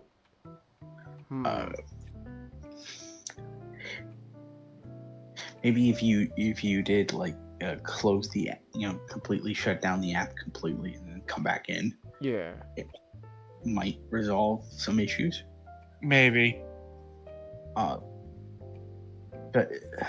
like Spurlock mentioned, around the same time he made Super Size Me 2, that during around 2004 2003, along with his heavy tobacco use, he also had like alcohol abuse. Oh. So that's another factor of yeah, that could contribute to his to his game. his supposed goal. Okay. Wow. So this dude just had a lot of underlying health issues already, and then I guess that's not important though. What matters is that, oh gosh, the clown is poisoning our children. Fuck. All right. Well, that's I'm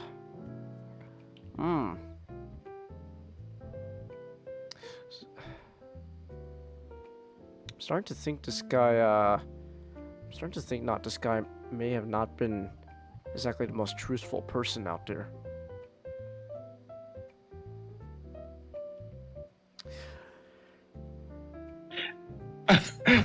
Off topic, but I just remembered when I saw the re-release of Phantom Menace, me and my friend were just just laughing over the fucking force speed scene.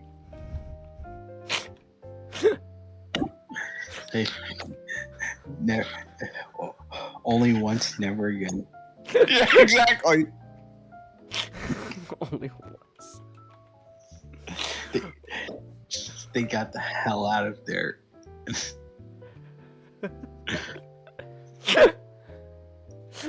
Just booked it. Okay, we gotta go. Wow. Were you chuckling at the were you chuckling at the pod race? At points, yeah. No, you wanna know what? Do you know what drove me crazy though? What? It wasn't Jar Jar. It wasn't Jake Lloyd. It was the fucking fake queen. She sounded so wooden, so bored. I couldn't believe that. I couldn't believe it. Thank you, Chancellor. Very cool. Welcome to Costco. I love you. Welcome to Costco. I love you. Welcome to Naboo. I think that guy had more emotion in it than what he said than she did.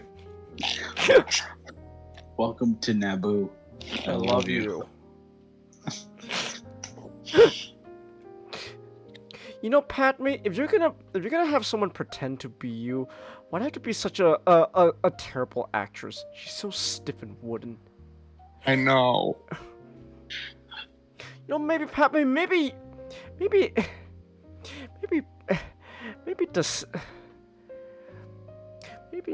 George was onto something about you dying. Anakin, I don't know what you saw in Padme. She's kind of, I don't know. You could have done better, Annie. Annie. Johnny! What you doing? None of your business, Jar Jar. Okie dokie. Misa. Oh my goodness. So,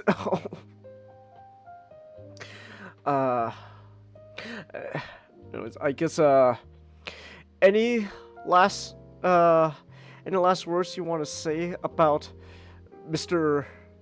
Spurlock's wonderful documentary? Not any last words? I mean, the whole movie kind of just became a nostalgia trip for me.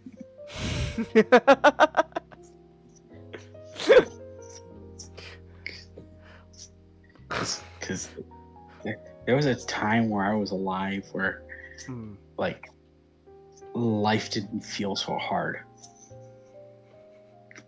and part of me kind of feels like my existence may have contributed to the Big Mac being $12 now. Thank you, Not. Everything feels like things were easier before we were born. Thanks, Not. You made the Big Mac expensive. Are you happy? To be honest, Chingus, no. Darn. Not only do I have to pay $12 for a Big Mac, it's no longer a Big Mac anymore. I know. Like you see the Big Mac that Spurlock has in the film. He's sort of joking around of, hey, look, this one looks like the actual one in the picture. I'm like, you felt sadness, like it's like, damn, I used to eat that. I was in disbelief by it, like how big it used to been, how much of a proper Big Mac it was. And now it's what happened? This film. Would you say this film also is what made the Big Mac such a pathetic little burger? Yeah. Wow. Thanks, Spurlock.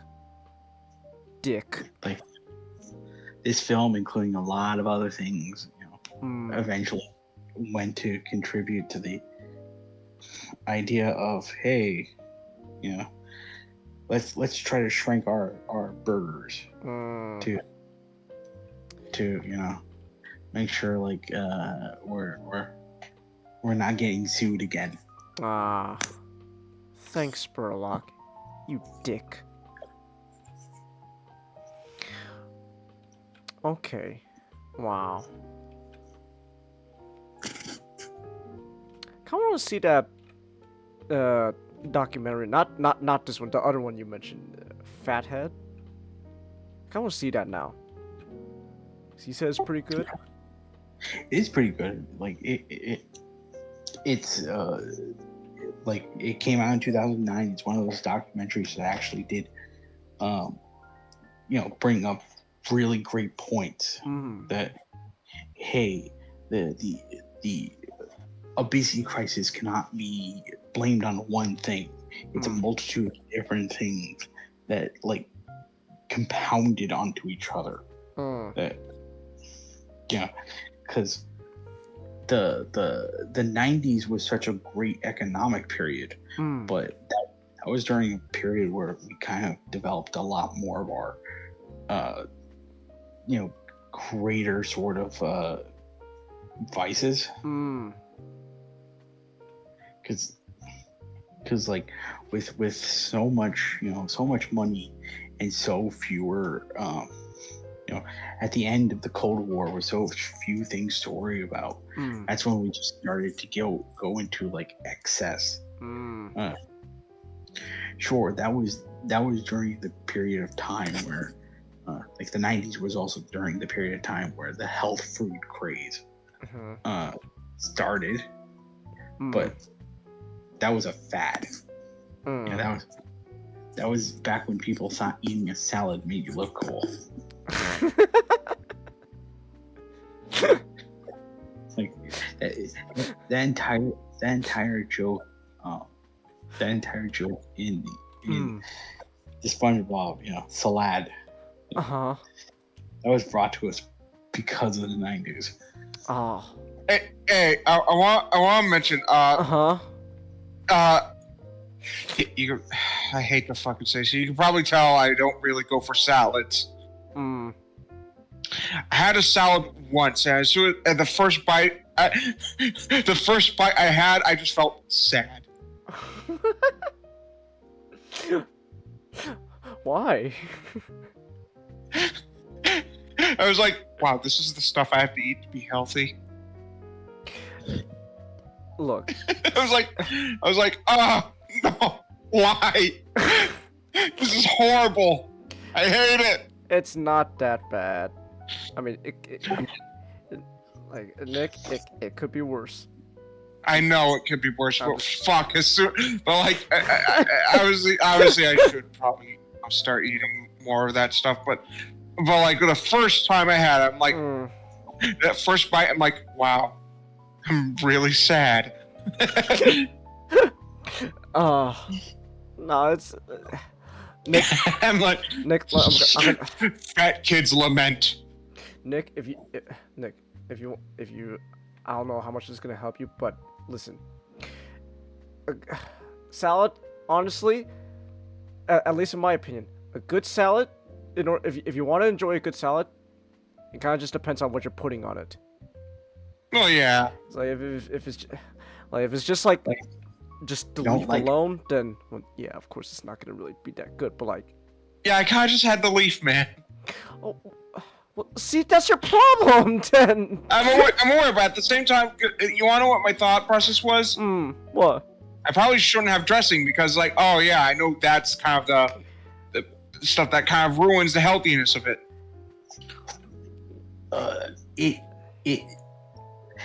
It depends on moderation. Like, you could have some dressing on it, just don't overflow. Drench it. Okay. Well, yeah. It's like, yeah, man. So like, if you just and also, go ahead. if you want, you can put some pieces of grilled chicken on it. Oh yeah.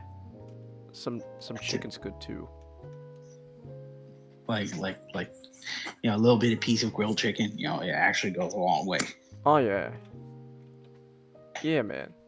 It's like put some meat on that salad, man. Of course it's because Nick, man. Of course it's gonna not exactly be the best if it's just only the leaf. Like, of course. Oh yeah, I know that. So, yeah, put some meat on that salad, and and yeah, just little bit of dressing, and yeah, you got I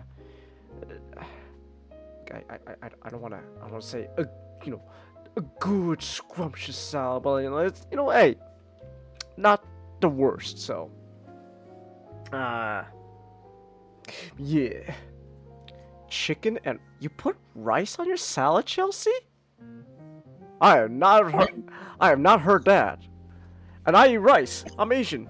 I've never put rice on my salad. So, me neither. I mean, like, so that's news to me. Wow. Rice. Wow, that's interesting. Rice and salad. Very interesting. I'm not gonna lie. That's quite All right. All right then. Yeah. Those. We're supposed. Anyways, I think we've talked enough about healthy eating. Screw healthy eating. Fuck you, Spurdog. I'm gonna go eat a burger now. It's your fault, bastard.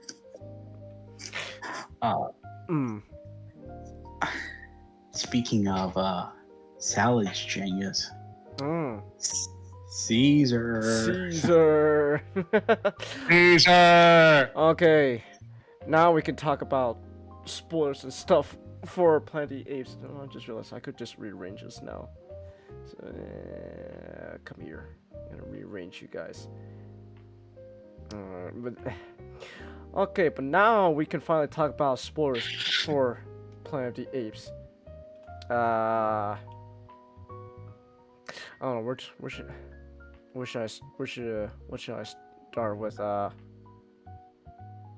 Okay, I know where to start. Kind of wish Rocket didn't die. I liked him. We don't see a body. But still, I liked him. Not gonna lie, I was kind of disappointed when it's like, oh, he's gone. Okay. I kind of understand why, they made the decision to, we're gonna off him. But still, man, I liked him. I really liked Raka. I kind of wish they didn't, write him out. But like, I kind of do get why, they made the decision they did, cause if Raka was around, we probably wouldn't get the end. At the very least, maybe the ending would have been the same, but like, it probably wouldn't, be, the same. If you know As what I mean. impactful. Yeah, cause it is kind of sad.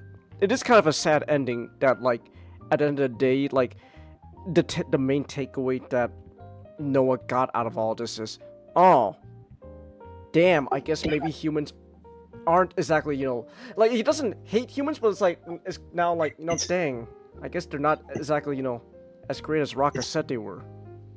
It's ballsy. It's ballsy to end a movie with, after you've cause an Isle of March for Proximus.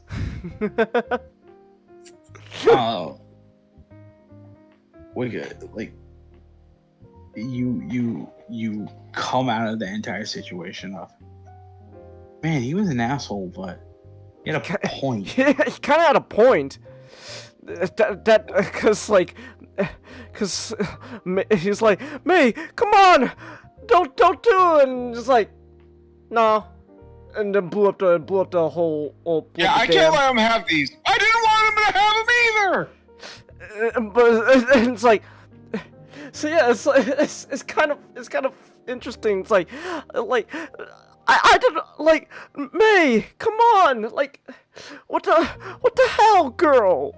Like I don't want Proximus to win, but then her takeaway is just, nah, fuck you monkeys. Okay. I'm sorry, Noah.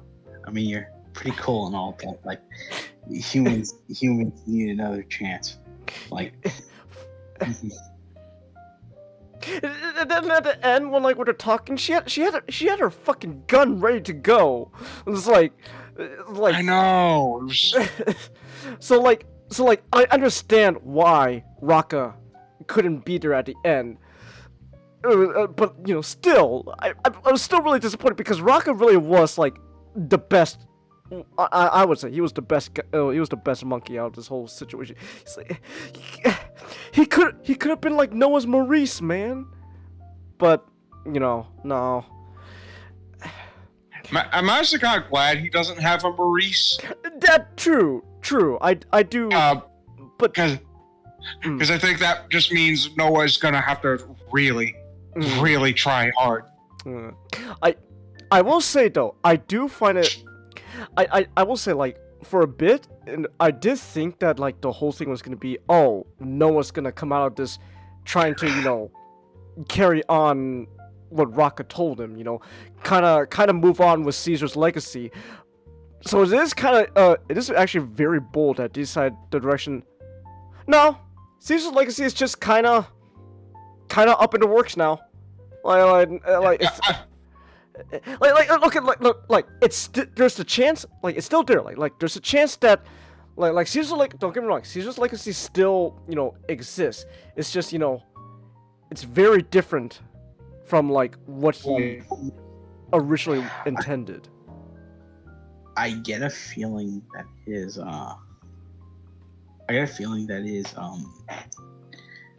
his appearance in general, like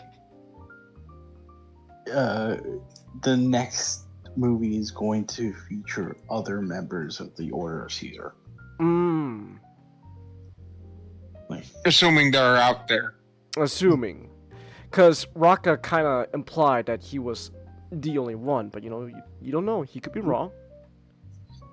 Yeah. So, but yeah, I am rest monkey. But so yeah, like it is actually a very bold decision to end the movie. Just not really a happy ending. It's kind of just, dang. It just kind of really, it kind of just brings us back to square one. Just now, oh, I guess maybe apes and humans can't get along. Damn, that's a shame. So, very, very bold choice of them to do that. Very interesting. I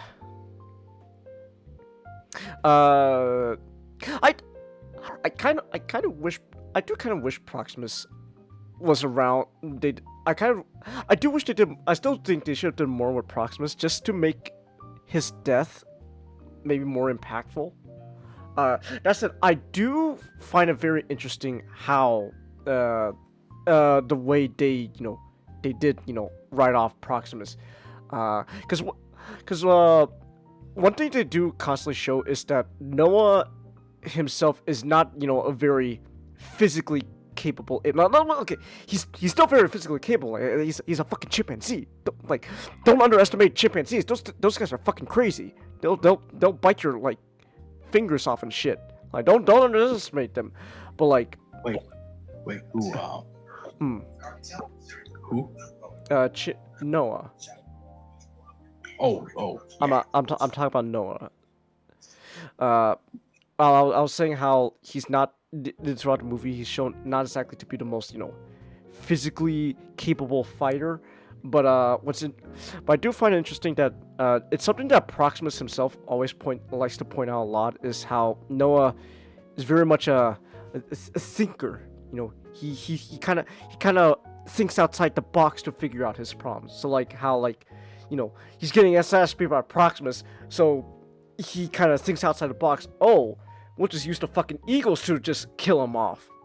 So I thought that was very interesting. So like, cause like Caesar, he was he was pretty physically capable. Yeah, like again, like he had the whole fight with like Koba, and and man, I just like Koba. Koba was great. You are not ape. No. And then dies. Dude, what also got me about Koba's death is also that fucking scream he does. Yeah, I tried to do it, but it didn't pick up. I know, but still, that scream Koba does, that's great. Ah! It's like, damn, that's some good shit there. So yeah, I still think that like Proximus could have been more, but man, because they still haven't topped Koba. Koba's just great antagonist. I love Koba. I know. I still honestly I think he honestly is my favorite antagonist out of this whole series. The Colonel's pretty good, but yeah, man, Koba. Like, dude, Koba made such an impact on Caesar's life. Koba's Megatron. Dude, Koba gave Caesar fucking trauma. Like in war, Caesar was like fucking hallucinating Koba, mocking, it's like he sees Koba like bloodied up and just mocking Caesar. It's like yeah. It's like oh my gosh. It's like yeah, like so like I feel like maybe if they did more Proximus, they could like like maybe they could, I don't know, like they could maybe in the like, next movie, if they are gonna continue following Noah, like they could like, I don't know, do like a similar thing where like Noah's just like remembering a lot of stuff about what Proximus told him. Because, you know, again, the ending of the movie is just kind of just, man, Proximus was an asshole. Dang, he kind of had a thing going on about those humans, man. I don't know.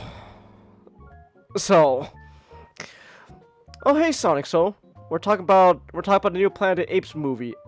We are doing a spoiler talk in a moment, so if you haven't seen the movie, or if you just don't care, yeah, if you don't care, continue watching. But either way, do watch the movie though. you should care. This is a Planet of the Apes franchise, especially the Matt Reeves movies. Fantastic. Yeah, they're all pretty great. So, I kind of just want to watch Dawn and War again. But I do... So Ninjago said he hasn't seen any of them, so we gotta. Yeah, we gotta change that. I and do... neither is Butter. Oh, that's true. Plus it will give me an opportunity to also rewatch Rise, because I do remember liking Rise, so I do want to rewatch Rise. Because again, like that was a god that the no man, that no peak cinema right there. Get your damn stinking paws up! Get your stinking paws up me, you damn dirty ape! No! So, you want multiple movies like Godzilla vs. King Kong, a new Sonic movie, and a new Mario movie too, Sonic. So, I mean, Sonic 3 is coming out later at the end of the year. So, you're looking forward, which I'm looking forward to that. If that fucking little girl doesn't die, I'm gonna riot. Shot. I'm gonna fucking riot. That little man, real quick, the Sonic 3 is gonna be interesting because that movie is actually gonna be legit, like a lot of people's introduction to Shadow. So I really do hope that like Sonic 3 is where people realize, wow, a little girl dying is integral for a character. What the fuck is Sonic? Because the two Sonic movies, they're pretty fun, right? They're clearly marketed towards kids, and Sonic 3 is clearly it's clearly it's gonna be very much inspired / adapting Sonic Adventure 2. And like Sonic Adventure 2, well, like I don't know, man. Gerald had a fucking video log of his execution, just going on saying, "Man, humanity sucks. I'm gonna kill you guys all off." You killed my grandfather. Now everyone dies. Marius' his grandfather? Whoa, I didn't know that. I also have some dementia. You think this, Jesus Christ, you think this place is a little awkward, Sonic? So, I'm just saying, like, I'm just saying, okay, it's more of a joke saying, I want the girl to die, but, I'm just saying, like, it's still, Maria's death is integral to Shadow, so, like, I mean, it'll be very interesting if they could pull off a Shadow without, Maria. So that's gonna be interesting. So, but back to Planet of the Apes, though. What was it? Oh yeah, I was talking about Proximus. I was just saying, like, they could maybe do what they did with, like, Koba and Caesar, like, just once in a while. If they are gonna continue following Noah, like, Noah's, like, keeps going, oh, that Proximus guy, maybe he had something going on about those humans. I will also say again, I do wish May was had a lot more conflict with Noah, because like a very bold ending. I kind of think it would have worked even more if there was even more throughout the movie, just constant butting heads between Noah and May, and so like it really just hammers in the point that Noah's like takeaway just, oh, I don't know about your humans. So, I guess also we could talk about now the actual ending, which is the satellites. There's other humans out there. Humans are out there. The other humans are out there, man, and they're just as intelligent and capable. So, and they got a satellite. They're reestablishing contact with everyone. So, yeah, something. They're clearly building up towards something. Like, are we gonna finally blow up the planet, and then that way, all the apes are gonna, really come into fruition. I was thinking the same thing. Is this going to be beneath again? It's gonna be beneath again. You guys worship a giant nuclear warhead? Yeah, it's only for like Christmas decorations.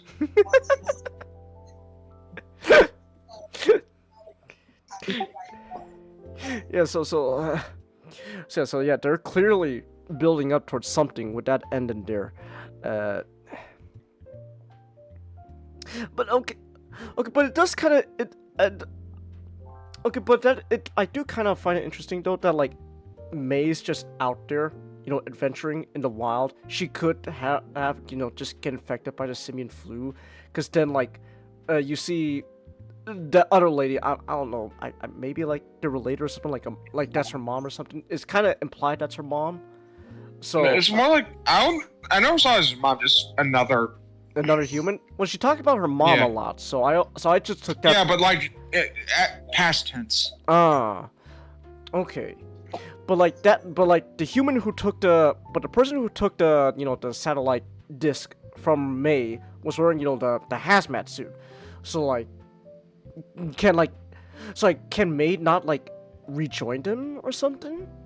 Or has she developed an immunity?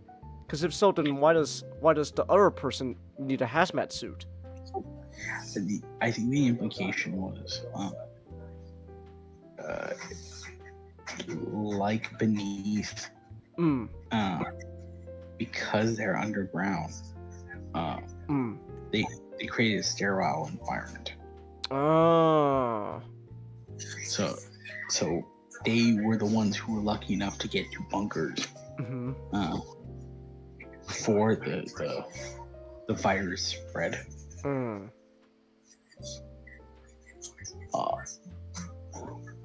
So you have a veritable population down there that like lived and died and gave birth just in that small area. They're just underneath.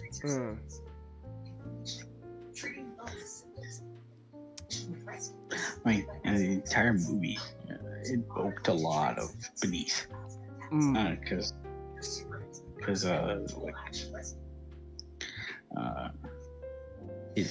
his father talked about like avoiding the zone up north, which is a obvious reference to the Forbidden Zone. The movie was even like its project title was referred to as the Forbidden Zone. So they're invoking that, out of all the references, they're invoking that. Okay. All right. So does it mean May can't rejoin them then? Like, because then she could infect the other humans in the settlement. Like, technically, the decoder would also be kind of contaminated. So, I mean, it was in a bunker for like close to 300 years. Right. So the at some point when it was outside, it come in contact with a lot of the air. So I think something they could try to probably bring up is that a lot of like maybe the flu isn't even a thing anymore. Okay.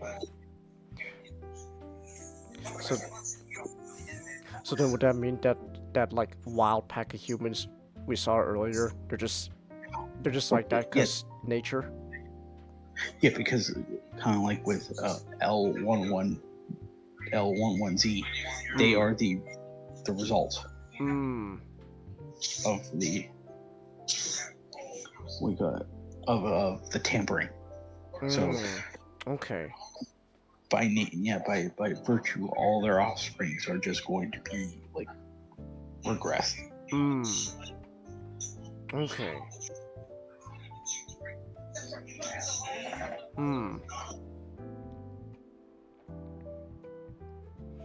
All right.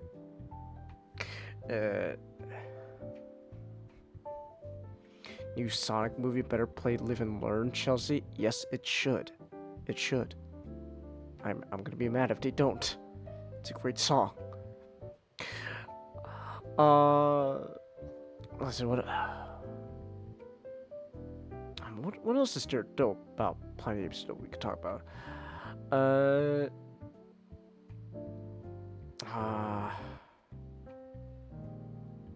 Okay, I do like the whole thing about. I guess I do kind of like the whole the scene where May reveals she can talk. Just that was pretty funny. That just also goes back to me wanting more of Raka, because like whenever Raka was around, when Raka was around, the movie was actually pretty lighthearted. Like sure there was like 10 scenes, with the other apes chasing May in the grass field, but like Raka, he brought a lot of levity. Because I liked him. It's like the humans, like Raka, the human spoke. Well, no, that's just ridiculous. I mean, sure, this one's, interesting, but no, I'm sure, she didn't say things like, my name's May. It's like, oh, okay then.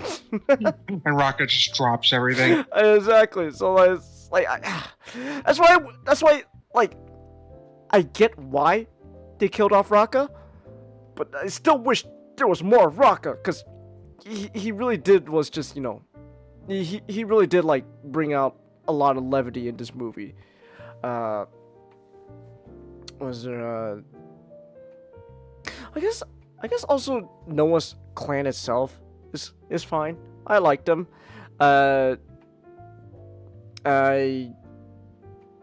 don't know. There was the whole opening. It was like, with him and his friends, we're getting the bird egg, the eagle egg for like their like ceremony and stuff, and they kind of tell us that like Noah has like a rocky relationship with his dad, but they don't really do much with that angle, because then the next time, because like we see the dad kind of.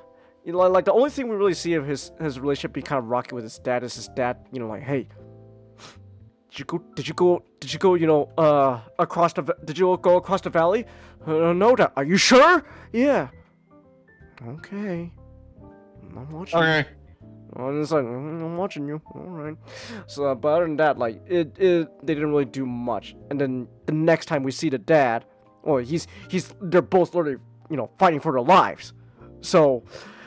Kind of wish maybe they did more with the whole, rocky relationship with his dad sort of thing. So that way the dad's death could be even more impactful. So there is that. I like Noah's friends, Anaya and Suna. They're neat. When I first watched the movie, I thought the female chimp's name was Luna, but then no, it's Suna. I don't like Anaya though. He's kind of a funny little dude. He's trying his best. That's how it describes. Did any of you get a bit concerned when after saying I'm afraid when then he comes to go, hey, you can't do this without Anaya, that he was gonna betray everyone? No, not really. I just took, he's afraid. Just I guess he's not gonna help, and then he's gonna come back for like a heroic rescue or something. So it was sort of a running joke throughout the film. Like, yeah, I knew that they paid off. Like, yeah, I think that him saying like, oh, I'm not scared is what really pays it off. Like, I understand it, thinking there'd be a lot more, there would be something a lot more significant, but nah, I think it was just a joke. You can't do this without Anaya. For a second, there was like just a moment in the back of my head where I go, I hope this isn't true, but I have a feeling that you're gonna betray everyone. And that turns out, oh no, I was just being paranoid. No. Turns out it was the human you should have been worried about, Nick. I mean, yeah. Yeah. You know what gets me? May she wants humans to be able to live just live their life again without and all that. But it's not out of oh, can we just live together? It's just no, it's just no. We should be the ones on top. Fuck you. It was ours first. So yeah. So I, that is actually kind of interesting. That I think this is the first in this series where the human protagonist is the one kind of questioning, kind of going, I don't think we could live together, well, I mean, okay, that question of coexistence wasn't so much in Rise, because that's Rise was it's about the Rise, but in Dawn, for example, in in Dawn of the Planet Apes, what's his name? I thought we had a chance. I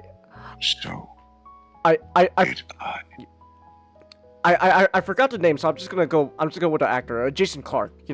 Jason Clarke. He was all about, hey, can't we just live together, man? Come on. But then Gary Oldman and Koba, they kind of fucked things up. So, and then in War we had Nova. She was neat. I really loved Nova. So again, it wasn't really there so much in Rise, but James Franco, he did kind of come on, Caesar, just it was more like Caesar, come back home with me, your family, and then Caesar's like, nah, man, Caesar is home. So this is kind of the first time where I think we do see a human protagonist actually actively going, nah, I don't think we could live together. So it's interesting. I do find that very bold of them to do. Let's see, what else is there?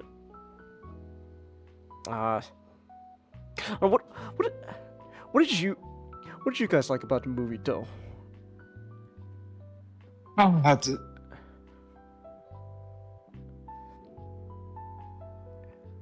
It's not that there was anything I didn't like, but it's hard to say because we've already been through. Because there's so much I actually really liked. What's something, Nick, that you would kind of criticize? I would criticize.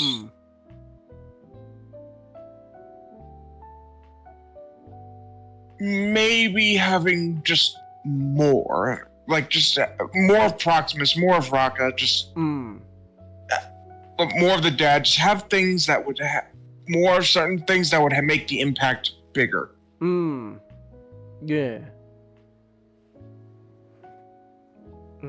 Okay. Yeah, I get that.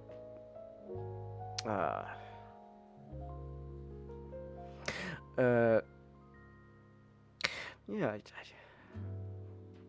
I don't really. I think I've said all I wanted to about this movie. Is there anything else you guys want to say?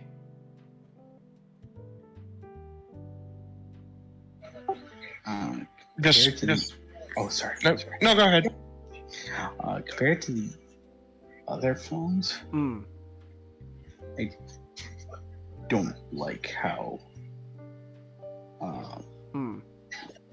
much this one kind of feels like it's meant to set up to a franchise. I mean, like we compare it to Rise, but even Rise by itself felt like a film that could stand on its own. The problem inherent is that this feels like the first film of a series, and I think that drags it down compared to the other three films. Okay. Okay, yeah, I can kind of see. Yeah. Also, I just got appeared in my recommendations. Every supersized lie in Supersize Me. It just knows it now. It just knows it now. You know, maybe you know. I didn't even look anything up about it. It's just because we're talking about it. Maybe. Thank you, TSA agent. Yeah, maybe people were onto something about our computers spying on us. Everyone raise a middle finger to your FBI agent.